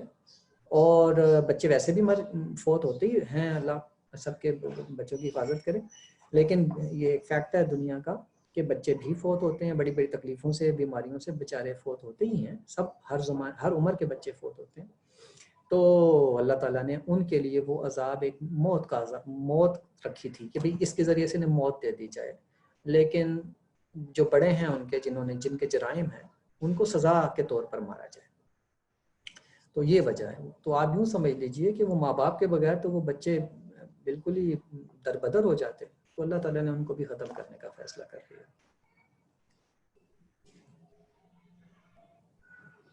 بہت شکریہ. عرفان صاحب ایک چھوٹا سا سوال ہے میرے پچھلے سوال سے ریلیٹڈ. آپ نے فرمایا تھا کہ دو طرح کے قانون ہیں جب اتمام حجت کا. ایک تو آپ نے کہا کہ قانون سزا, دوسرا آپ نے کہا کہ یہاں قانون جبر لاگو نہیں ہو رہا. تو ہم اگر قانون جبر لاگو نہیں ہو رہا تھا تو پھر جیسے ہم یہ بھی تو جانتے ہیں کہ آپ مجھے پلیز کریکٹ کریے گا, آپ نے اپنے بیان میں کہا کہ کچھ لوگ جو تھے وہ اس وقت ایمان لے آئے جب آپ صلی اللہ علیہ وسلم کا وصال ہوا تو اپنے ایمانوں سے پھر گئے, تو پھر ان کا بھی ایمان قبول کیا گیا اور انہیں سپیئر کر دیا گیا. تو پھر اللہ میاں کو یہ تو پتا تھا کہ یہ جو ایمان لا رہے ہیں یہ بھی جو ہے وہ صرف سرفیشل ہے, یہ اصل ایمان تو ہے نہیں. جی پھر ایسی صورتحال میں ہم کیسے کہیں گے کہ جو تھا یہ قانون تھا وہ قانونی سزا تھا, قانون جبر نہیں تھا؟ اچھا سوال ہے. اس کا جواب میں نے ابھی عرض کیا تھا, ایک میں نے بولی تھی کہ اللہ تعالیٰ کے جتنے بھی اس قسم کے قوانین سنن الہیہ ہم انہیں کہتے ہیں, یہ جب دنیا میں نافذ ہوتے ہیں تو اپنی لیمیٹیشنز کے ساتھ نافذ ہوتے ہیں. یعنی یہ وہ پرفیکشن آپ اس میں ڈیمانڈ نہیں کر سکتے جو قیامت میں ہوگی. دنیا میں جتنی بھی چیزیں ہیں وہ امپرفیکٹ ہیں, کوئی چیز پرفیکشن کے ساتھ نہیں ہوتی جب وہ اپنی اپلیکیشن میں آتی ہے. ایون جب آپ دین جو ویسے کمپلیٹ ہے, پرفیکٹ ہے, امپیکیبل ہے, لیکن جب دین کو ہم اپلائی کرتے ہیں تو اس میں بھی امپرفیکشنز آتی ہیں اپلیکیشن میں. چور کس کو کہیں گے, کہیں ہم ایسے آدمی کو چور بنا کے سزا نہ دے دیں جس کو رعایت ملنی تھی, اور اس طرح کے مسائل ہوتے رہتے ہیں. خود حضور نے فرمایا کوئی مجھ سے ایسی چیز نہ لے لے جو اس کا حق نہ بنتا ہو, لیکن اپنی چرب زبانی سے وہ مجھ سے لے لے تو اس نے آگ کا انگارہ مجھ سے لیا ہے. تو آپ یہ دیکھیے کہ پرفیکٹ دین جب رسول کے ذریعے بھی نافذ کیا جا رہا ہے تو اس میں امپرفیکشنز ہوتی ہیں. یہ دنیا کے مسئلے ہیں. چنانچہ اللہ تعالیٰ کا جو پرفیکٹ قانون ہے کہ مجرم کو سزا ملے گی, وہ پرفیکٹ قانون جب اپلیکیشن میں اترا ہے تو اپنی امپرفیکشنز اس میں بھی شامل سمجھی, وہ ایک اس کی ناگزیریت ہے, انیویٹیبل ہے کہ یہ تو ہوگا ہی, یہ تو کچھ نہ کچھ مسئلے رہیں گے. تو اس لیے یہ اس دنیا میں اللہ تعالیٰ نے اپنا جو حکم تھا وہ تو نافذ کر دیا, قاتل المشرکین, مشرکوں کو قتل کرو. اب یہ تو حکم خدا دے رہا ہے نا, اب اپلائی تو انسانوں نے کرنا ہے. تو انسانوں نے دیکھا کہ ایک مشرک اوپر سے مسلمان ہو گیا, نماز بھی پڑھ رہا ہے, زکوٰۃ بھی دے رہا ہے, تو اب قانونی طور پر اپیرنٹلی وہ آپ اس کو قتل نہیں کر سکتے. ہاں خدا چاہے تو اس کو کسی کنویں میں گرا کے سزا دے دے، اس کو موت دے دے، تو ابھی خدا کا کام ہو گیا. لیکن جو ہے وہ جو نظر آ رہا ہے وہ یہ ہے کہ خدا کے دین کا غلبہ ہو گیا ہے، خدا مجرموں کو سزا دے رہا ہے. اب کوئی گھر میں بیٹھا ہوا دل میں چھپایا ہوا ہے اس نے کفر اور شرک، تو اب وہ اس پکڑ میں نہیں آئے گا. تو اللہ کا یہ مقصد بھی نہیں ہے کہ اب ہر ایک کو پکڑ لیا جائے. اللہ کا مقصد ہے کہ اپنے قانون کو وہ نافذ کر کے دکھا دے دنیا میں کہ ایسے ہوا ہے. لیکن اس میں سے کچھ لوگ بچ بھی سکتے ہیں. وہ بچنا خدا کے قدرت کے خلاف نہیں ہے، بلکہ قانون کی امپلیمنٹیشن میں، قانون کی اپلیکیشن میں کچھ وہ کیا کہتے ہیں آپ گلیچز ہیں کہ وہ بچ سکتے ہیں، کچھ چور دروازے ہیں جس سے وہ بچ جاتے ہیں. ہر قانون میں چور دروازے ہوتے ہیں جب اپلائی کیا جاتا ہے تو وہ اس سے بچ سکتے ہیں. تو خدا کا مقصد دراصل اپنے قانون کو نافذ ہوتا دکھا دینا ہے. بیچ میں کچھ لوگ چپ کے بچ رہے ہیں تو اس سے کوئی فرق نہیں پڑتا ہے. جزاک اللہ، بہت شکریہ.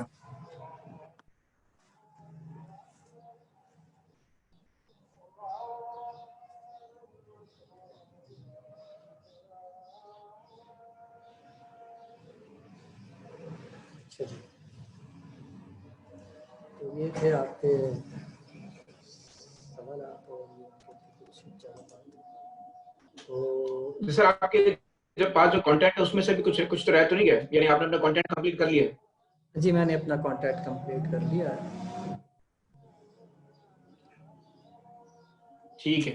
ایک آدھ چیز میں اور دیکھ لیتا ہوں، مجھے یاد پڑی کچھ تھا، لیکن اتنی دیر میں کوئی کوشچن ہو تو نہیں آپ بھی سب پوچھ سکتے ہیں. میں ایک ہاں اگر کوئی کسی کے پاس اور کوئی کوشچن ہے تو وہ پوچھ لے اس دوران. ہمارے پاس ابھی ویسے 15 منٹ کا ٹائم ہے، لیکن اگر کوئی جیسے کہتے ہیں کہ کوئی کوشچن نہیں ہو تو آپ چاہیں تو ارلی کو کمپلیٹ کر سکتے ہیں. جی سر پچھلے سر لیکچر میں کے حساب سے کوئی کوشچن ہو سکتا ہے کہ نہیں؟ کسی لیکچر کے حساب سے کوشچن کر سکتے ہیں؟ جی فرمائیے. بالکل، یہ پورا تمام حجت ہی کا وہ ہے. جی سر لاسٹ ٹائم آپ نے جو حضرت عیسیٰ کے متعلق بتایا تھا کہ کچھ آیات جس طرح آپ کچھ لوگ بلیو کرتے ہیں انہوں نے آنا ہے، کچھ لوگ بلیو کرتے بالکل نہیں آنا، جیسے آپ کا جقامدی صاحب کہتے ہیں کہ ان کا آنے کا کوئی پرپز نہیں ہے. لیکن میں یہ جاننا چاہتا ہوں جن لوگوں نے یہ بیانیہ کھڑا کیا ہے انہوں نے صرف حدیث کی بنیاد پر کھڑا کیا کر دیا ہے، جب وہ ان سے کہتے ہیں قرآن میں کہاں ہے تو وہ کو دل نہیں دے پاتے، لیکن نبی نے فرمایا تو ٹھیک فرمایا. تو ایسا کیوں؟ کیا سچویشن، کیا ویلیڈیٹی ہے اس کی حدیثوں کی بھی اور کی سمجھتے ہیں؟ عیسیٰ علیہ السلام کے آنے کی خبر یا مہدی کی آنے کی جو خبر ہے یہ بعد کے دور میں بہت مشہور ہوئی ہے. دین جو ہوتا ہے نا جب آگے بڑھتا ہے تو بعض ایسی غیر اہم چیزیں بہت نمایاں ہو جاتی ہیں بعض اوقات مسلم تھاٹ میں، اور بعض اوقات اہم چیزیں غیر نمایاں ہو جاتی ہیں، اور پھر بعد میں آنے والے کچھ لوگ بتاتے ہیں محققین کہ آپ یہ کیا کر رہے ہیں، جو اہم تھی اس کو پیچھے کر دیا، جو غیر اہم اس کو آگے کر دیا وغیرہ وغیرہ. تو اب یہ جتنا زیر بحث آتا ہے کہ عیسیٰ علیہ السلام نے آنا ہے یا مہدی نے آنا ہے، یہ دور اول میں کہیں یہ ذکر اذکار نہیں تھا. بس ایک ہلکی سی خبر تھی ایک روایت میں آئی ہوئی کہ حضور نے دیکھا کہ خواب میں کہ عیسیٰ کو دیکھا وہ حج کر رہے ہیں، اور پھر ساتھ وہ مسیح الدجال کو دیکھا کہ وہ بھی کر رہا ہے. تو یہ اس قسم کی خبریں تھیں بس. تو لیکن بہرحال کچھ اور بھی دو چار روایات تھیں جو کہ ایک مطلب ہے کہ کم اہم خبر کی حیثیت سے صحابہ میں موجود تھی، مگر ان کو کوئی چرچا نہیں تھا. یہ چرچا اب ہوا ہے. تو ایک بات تو یہ ہے. دوسری بات یہ ہے کہ یہ بات اتنی اہم نہیں تھی کہ اگر واقعی عیسیٰ علیہ السلام نے آنا تھا، یہ بہت بڑی بات تھی. تو وہ تو قرآن نے تو اس کا ذکر کرنا مطلب ہے اس کو کنسیڈر نہیں کیا. یاجوج ماجوج جیسی قوم کا ذکر کر دیا سورہ کہف میں کہ قیامت کی نشانی یہ ہے کہ یاجوج ماجوج من کل حدب ینسلون، کہ اور وہ زمین کے پھاٹنوں سے آ جائیں گے، لیکن عیسیٰ علیہ السلام کا ذکر قرآن نے نہیں کیا.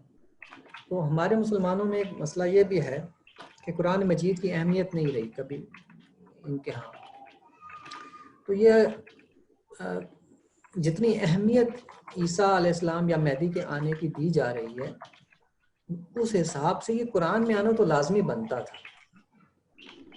تو اس حساب سے بھی تو مسلمانوں کو دیکھنا چاہیے نا کہ جس چیز کو قرآن اہمیت نہیں دے رہا اس کو وہ اتنی زیادہ اہمیت کیوں دے رہے ہیں. یہ رویہ نہیں ہے ہمارا، قرآنی مزاج نہیں ہے، روایتی مزاج ہے، شخصی مزاج ہے ہمارا. تو روایات میں جو آیا ہے، میں نے آپ کو پچھلی دفعہ بھی عرض کیا تھا، اس میں کچھ روایات مضبوط بھی ہیں.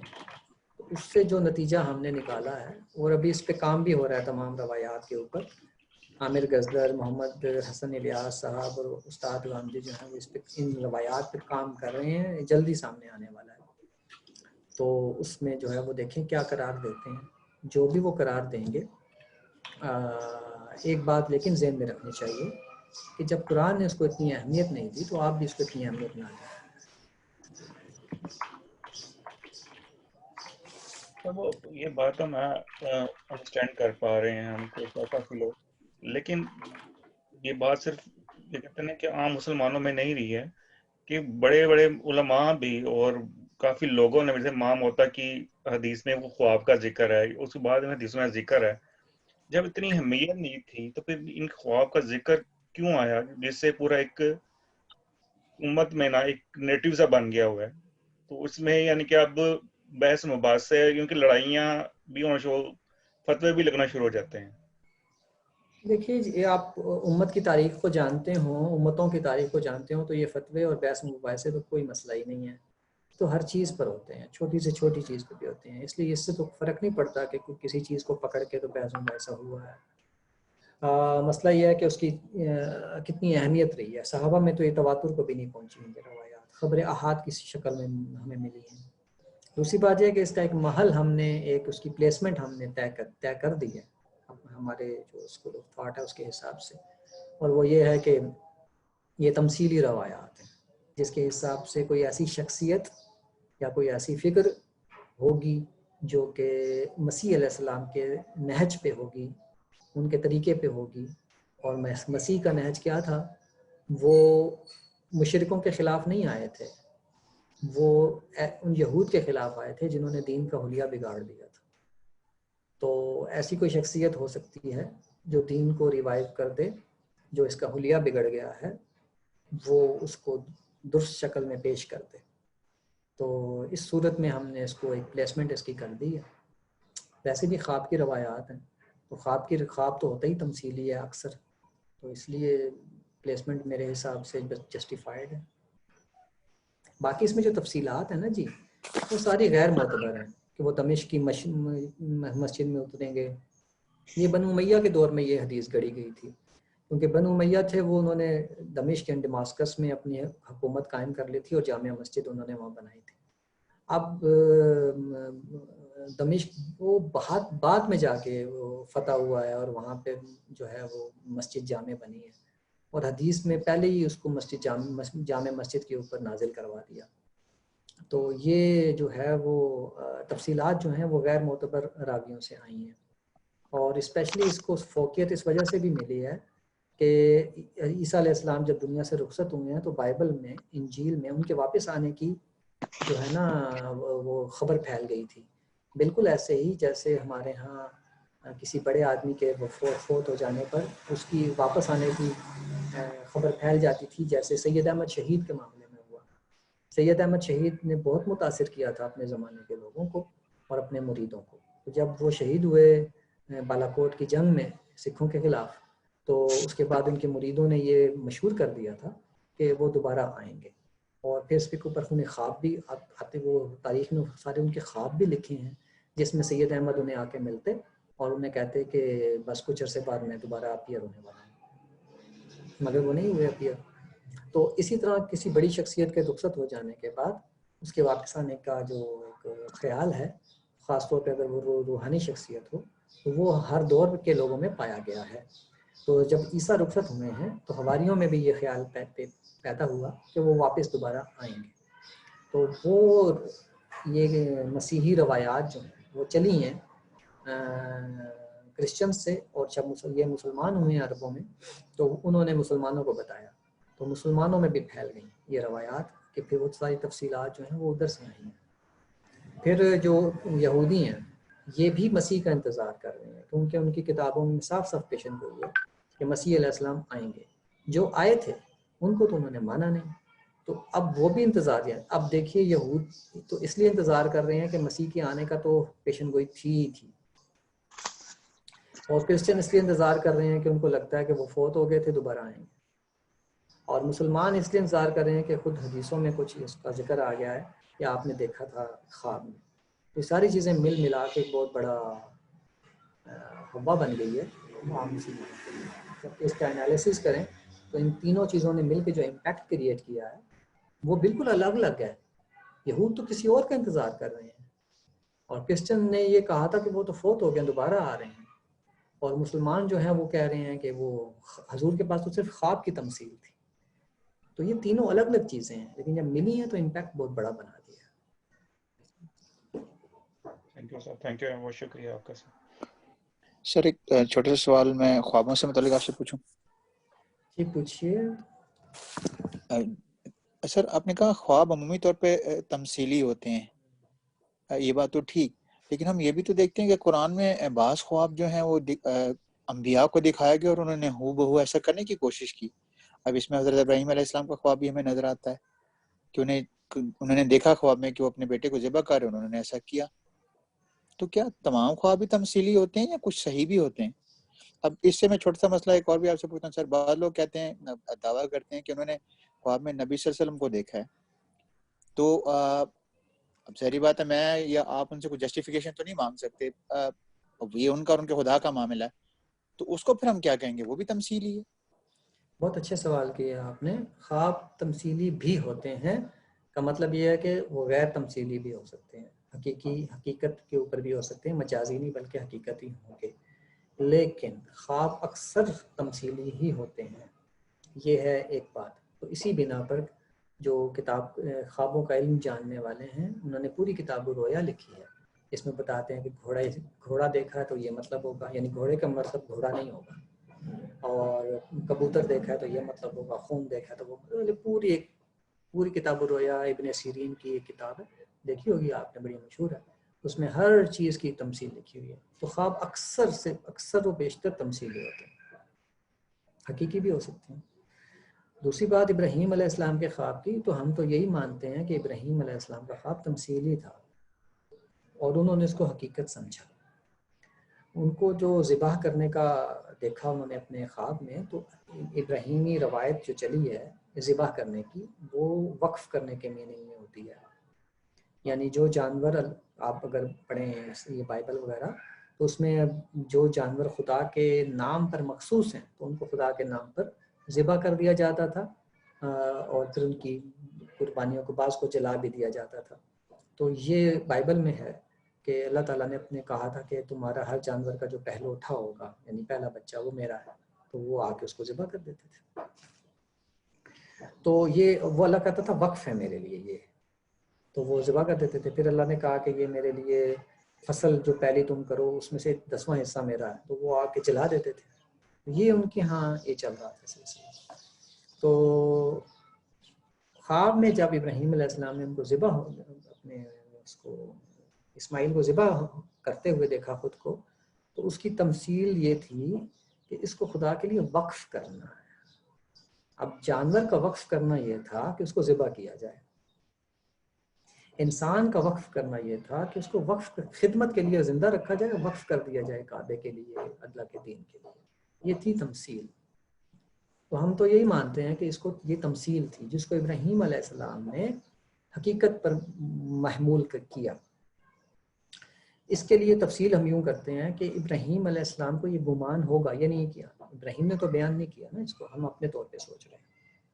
ابراہیم علیہ السلام نے یہ گمان کیا ہوگا کہ یہ تمثیل بھی ہو سکتی ہے اور حقیقت بھی ہو سکتی ہے. تو انہوں نے کہا، سوچا ہوگا کہ اگر یہ تمثیل ہوئی اور میں نے اس کو حقیقت پر کر دیا ہے کہ ذبح کر دوں، تو اللہ بچا لے گا اس کو، کیونکہ اللہ تعالیٰ تو تمثیل کے طور پر جو اس کی حقیقت ہے کہ میں اسماعیل کو وقف کر دوں، اس کے لیے یہ بچانا چاہتا ہے. تو اب اگر میں اس کو ذبح بھی کروں گا تو ذبح نہیں ہوگا، کیونکہ اللہ تعالیٰ نے تو مجھ سے تمثیل مانگی تھی، میں حقیقت پہ لے جا رہا ہوں. لیکن اگر اللہ نے واقعی حقیقت کی ہو، اگر اللہ تعالیٰ نے حقیقت ہی طلب کی ہو کہ میں اس کو ذبح ہی کر دوں اور میں اس کو تمثیل پر لے جاؤں، تو میں کوتاہی کر جاؤں گا۔ چنانچہ انہوں نے اس کو حقیقت میں کمپلیٹ فارم میں پیش کرنے کی کوشش کی کہ اگر یہ اللہ تعالیٰ کا مقصد حقیقی نہ ہوا تو بچا لے گا، اور حقیقی اگر تمثیلی ہوا تو بچا لے گا، اور حقیقی ہوا تو میں تو حقیقت پہ ہی لا کے اس کو کمپلیٹ فارم میں پیش کرنا ہوں۔ یہ ہم نے اس کا کنکلوژن نکالا ہے۔ چنانچہ اللہ تعالیٰ نے ان کو بچا لیا اسماعیل، تو انہوں نے یہ تمثیل ہی تھا ہماری نظر میں یہ خواب۔ اور وہ نبی صلی اللہ علیہ وسلم کو سر خواب میں دیکھنے کی بات؟ ہاں جی، نبی صلی اللہ علیہ وسلم کو خواب میں دیکھنے کی بات کے دو حصے ہیں۔ ایک یہ کہ حضور صلی اللہ علیہ وسلم جب دنیا میں موجود تھے اور لوگ ان کو دیکھتے تھے، جانتے تھے اور پہچانتے تھے، اس وقت رسول اللہ صلی اللہ علیہ وسلم نے لوگوں سے یہ کہا کہ کیونکہ شیطان جو تھا اور جو شیطانی قوتیں تھیں وہ بھی لگی ہوئی تھیں، جیسے سورہ ناس میں اللہ تعالیٰ بتاتا ہے کہ یہ صرف انسان ہی نہیں، شیطان جو تھے، جن جو تھے، وہ بھی لگے ہوئے تھے رسول اللہ کے خلاف۔ تو ان کی یہ قوت تھی کہ وہ خوابوں میں لوگوں کے اثر ڈالتے تھے۔ تو اس وقت پھر اللہ تعالیٰ نے رسول اللہ کو بتایا کہ ان سے یہ طاقت چھین لی گئی ہے کہ وہ آپ کی شکل اختیار کر کے انسانوں کو گمراہ کر سکیں۔ چنانچہ جب یہ معاملہ آپ کے سامنے پیش آیا کہ کہیں آپ کے خواب میں شیطان تو آ کے نہیں ہمیں کوئی بات کر جائے گا، تو اس وقت آپ نے فرمایا کہ جس نے خواب میں مجھے دیکھا اس نے مجھے ہی دیکھا، کیونکہ شیطان میری شکل میں نہیں آ سکتا۔ تو یہ اس زمانے کی ایک بندش تھی، بالکل ایسے ہی جیسے آسمانوں پہ جانے کی بندش کر دی گئی تھی جنوں کے لیے جب قرآن مجید نازل ہو رہا تھا۔ تو یہ قرآن مجید میں لکھا ہوا ہے سارا کہ جن کہتے تھے ہم آسمانوں پہ جایا کرتے تھے، اب ہم جاتے ہیں تو ہمارے اوپر شہاب ثاقب پھینکے جاتے ہیں اور اب نہیں جا سکتے۔ تو اسی لیے وہ انویسٹیگیشن کرنے کے لیے نکلے تھے کہ اللہ تعالیٰ نے دنیا والوں کے ساتھ کیا کوئی کام شروع کیا ہے خاص جس کی وجہ سے ہمارا آسمانوں پہ جانا ممنوع ہو گیا ہے۔ تو اسی زمانے میں یہ بھی ممنوع کر دیا گیا تھا کہ رسول اللہ کی شکل میں کوئی نہ آ سکے۔ یہ اس زمانے کی ایک بندش تھی آپ کے زمانے۔ اور پھر جب آپ نے فرمایا کہ جس نے مجھے دیکھا وہ اس نے مجھے ہی دیکھا اور کسی ہوئی، تو یہ اسی کو کہا جا سکتا ہے جو حضور کو بائی فیس پہچانتا ہے، اسی کو کہا جائے گا نا جس نے مجھے دیکھا اس نے مجھے ہی دیکھا، شیطان میری شکل میں نہیں آ سکتا۔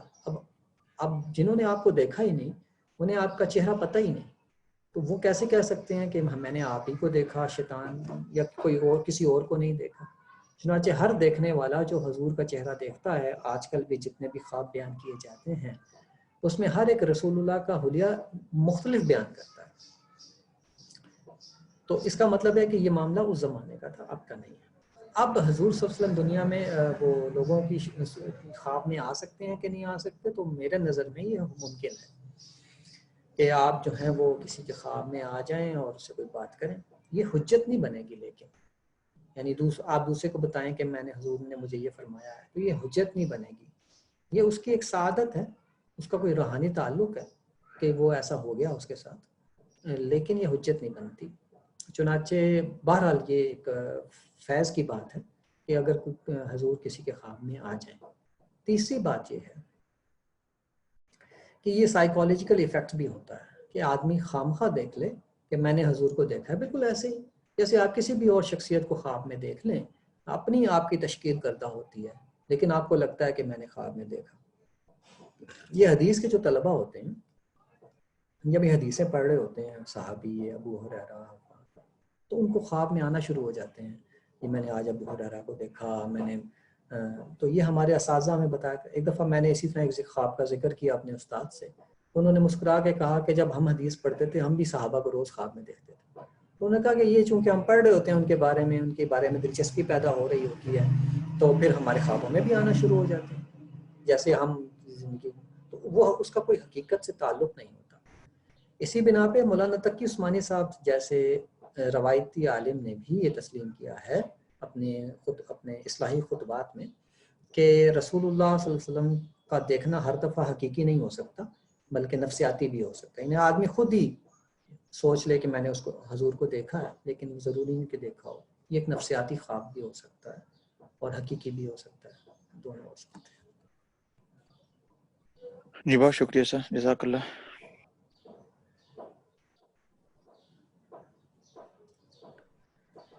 ٹھیک ہے جی، انشاءاللہ پھر آگے نیکسٹ ہمارا ٹاپک ہوگا روم اور ایران والا. میرا خیال ہے آپ سب لوگ اسی کی بےتابی میں ہیں کہ اس چیپٹر کو دیکھا جائے، کیونکہ سب سے زیادہ اشکال اور سوالات اسی پر ہوا کرتے ہیں، وہ ہم دیکھیں گے. اور مجھے یہ لگ رہا ہے کہ میں نے جو اپنا سارا سلیبس دیکھا ہے اس کورس کا، تو مجھے لگ رہا ہے کہ ہمارے شاید 2 یا 3 لیکچر اور ہوں گے. تو یہ شاید 10 سے پہلے 10 لیکچر کا ہمارا پروگرام تھا. مجھے لگ رہا ہے کہ جیسے تھوڑا پہلے کمپلیٹ ہو جائے گا، دیکھتے ہیں. ٹھیک ہے سر. وہ تو ہم نے میرے خیال میں 10 تو ایسی ایک رف نمبر رکھا تھا کہ جس کے اندر یہ ساری چیزیں کور ہو سکیں. تو کمپلیٹ ہو تو بہت اچھی بات ہے. ٹھیک ہے جی. تو اس کا مطلب ہے کہ اس کے بعد پھر ہم انشاءاللہ آپ کے ساتھ کوشش کریں گے کہ کوئی کسی اور موضوع کے اوپر جو ہے وہ سٹارٹ کریں. جی جیسے حکم. مجھے تو خوشی اس لحاظ سے ہے کہ چلو میں آپ کی وجہ سے چیزوں کو ریفریش کرتا ہوں، پڑھتا ہوں، اور آپ کے سوالوں سے پھر بھی حوصلہ ملتا ہے اور تھاٹ پرووکنگ ہوتے ہیں، تو اچھا ہے. نہیں سر، آپ کی تو آپ نے ہمارے لیے ٹائم نکالا، یہ تو آپ کے لیے گریٹفل ہیں، اور ہمیں آپ کا شکریہ ادا کرنا چاہیے بجائے اس کے کہ آپ ہمارا شکریہ ادا کریں. جی تو بس ایسے ہی کوشش کرتے ہیں، بس اللہ تعالیٰ کامیاب کرے. ہماری خود نالج بھی بہت زیادہ اضافہ ہوا ہے آپ سے لیکچر لینے سے اور لیکچر لینے سے. سر آپ کی کتاب کا بھی بڑی بےتابی سے انتظار ہے، اس کے بارے میں کوئی نیوز ہو تو بتائیے گا.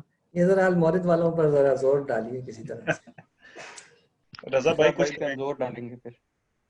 بھائی میں یو کے سے بیٹھ کے زیادہ کچھ کر نہیں سکتا، یہ پاکستان والے ہینڈل کر رہے ہیں. دراصل یہ جلدی پبلش کریں. کچھ ڈیلے میری طرف سے بھی ہوا ہے، کیونکہ میں نے بار بار ان کو کچھ نہ کچھ امینڈ کر کے بھیج دیتا ہوں، تو اس وجہ سے بھی ڈیلے ہوا ہے. تو ابھی عید سے پہلے میں نے تھوڑا سا کوئی ایک دو پیراگراف امینڈ کر کے بھیجے ہیں، تو اس وجہ سے بھی ڈیلے کا قصوروار میں بھی. لیکن اب میں سوچتا ہوں کہ بس اب مزید نہیں آ جائے تو پھر دیکھیں گے. اس میں یہ ہے کہ سر آپ نے جو ایک ڈرافٹ بھیج دیا ان کو، اس کو پبلش ہونے دیں، اور جو تبدیلیاں آ رہی ہیں اس کو سیکنڈ ایڈیشن کے لیے رکھیں. جی بالکل. تو ٹھیک ہے سر، پھر یہاں پہ جو ہے میرے خیال میں کنکلوڈ کر لیجیے. جو آپ آخری بات کر رہے تھے نا جو خوابوں سے ریلیٹڈ، تو اس سے مجھے یاد آیا کہ ایک مشہور ٹی وی سیریل ہے، اس کا نام ہے فریزر. اس میں وہ فریزر جو ہے وہ ایک سائیکالوجسٹ ہوتا ہے جو کہ ایک ریڈیو شو ہوسٹ کرتا ہے، اور اس میں لوگ کال کر کے اس سے جو ہے نا ایڈوائس لیتے ہیں، وہ اپنا مسئلہ بتاتے ہیں ریڈیو پہ اور وہ اس کو وہیں جواب دیتے ہیں. تو اس میں وہ اس کے پاس ایک کال آتی ہے اور ایک بندہ جو ہے وہ کہتا ہے کہ مجھے لگتا ہے کہ مجھے یہ سائیکولوجیکل مسئلہ ہے، مجھے وہ سائیکولوجیکل مسئلہ ہے، اور وہ ایک لمبی لسٹ بتاتا ہے اور بڑی تفصیلات بتاتا ہے اس کو. تو وہ اس کو بڑے آرام سے جیسے تحمل سنتا ہے. اس کے بعد کہتا ہے میرا خیال ہے کہ آپ کا مسئلہ یہ ہے کہ آپ سائیکالوجی کے فرسٹ ایئر کے اسٹوڈنٹ.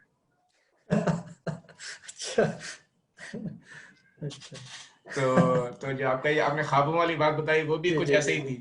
ایسے ہی ہے. ایک دفعہ بندہ جب اس کے اندر گھستا ہے تو اس کے ذہن میں صرف وہی باتیں چل رہی ہوتی ہیں. ایسا ہی ہے، ایسا ہی ہے.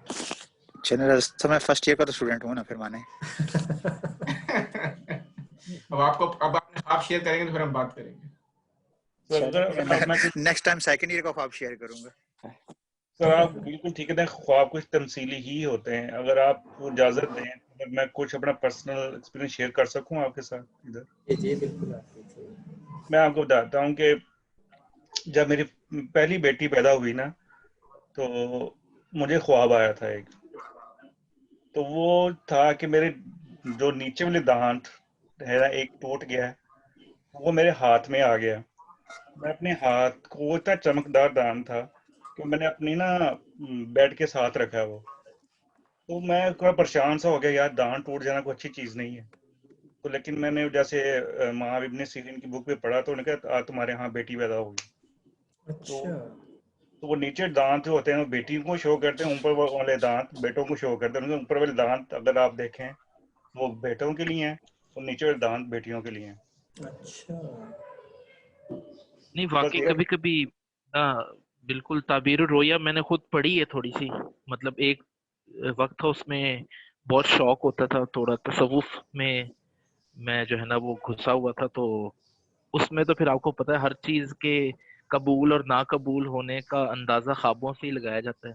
تو اچھا خواب آ جائے تو سچے خوابوں کا تو خود جو ہے نا رسول اللہ نے کنفرم کیا ہے کہ وہ آئیں گے.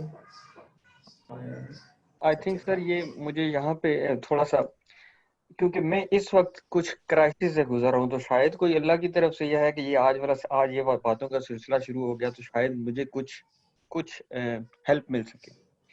تھوڑی سی آپ کو سٹوری بتا دوں کہ میرے بھائی اس وقت پاکستان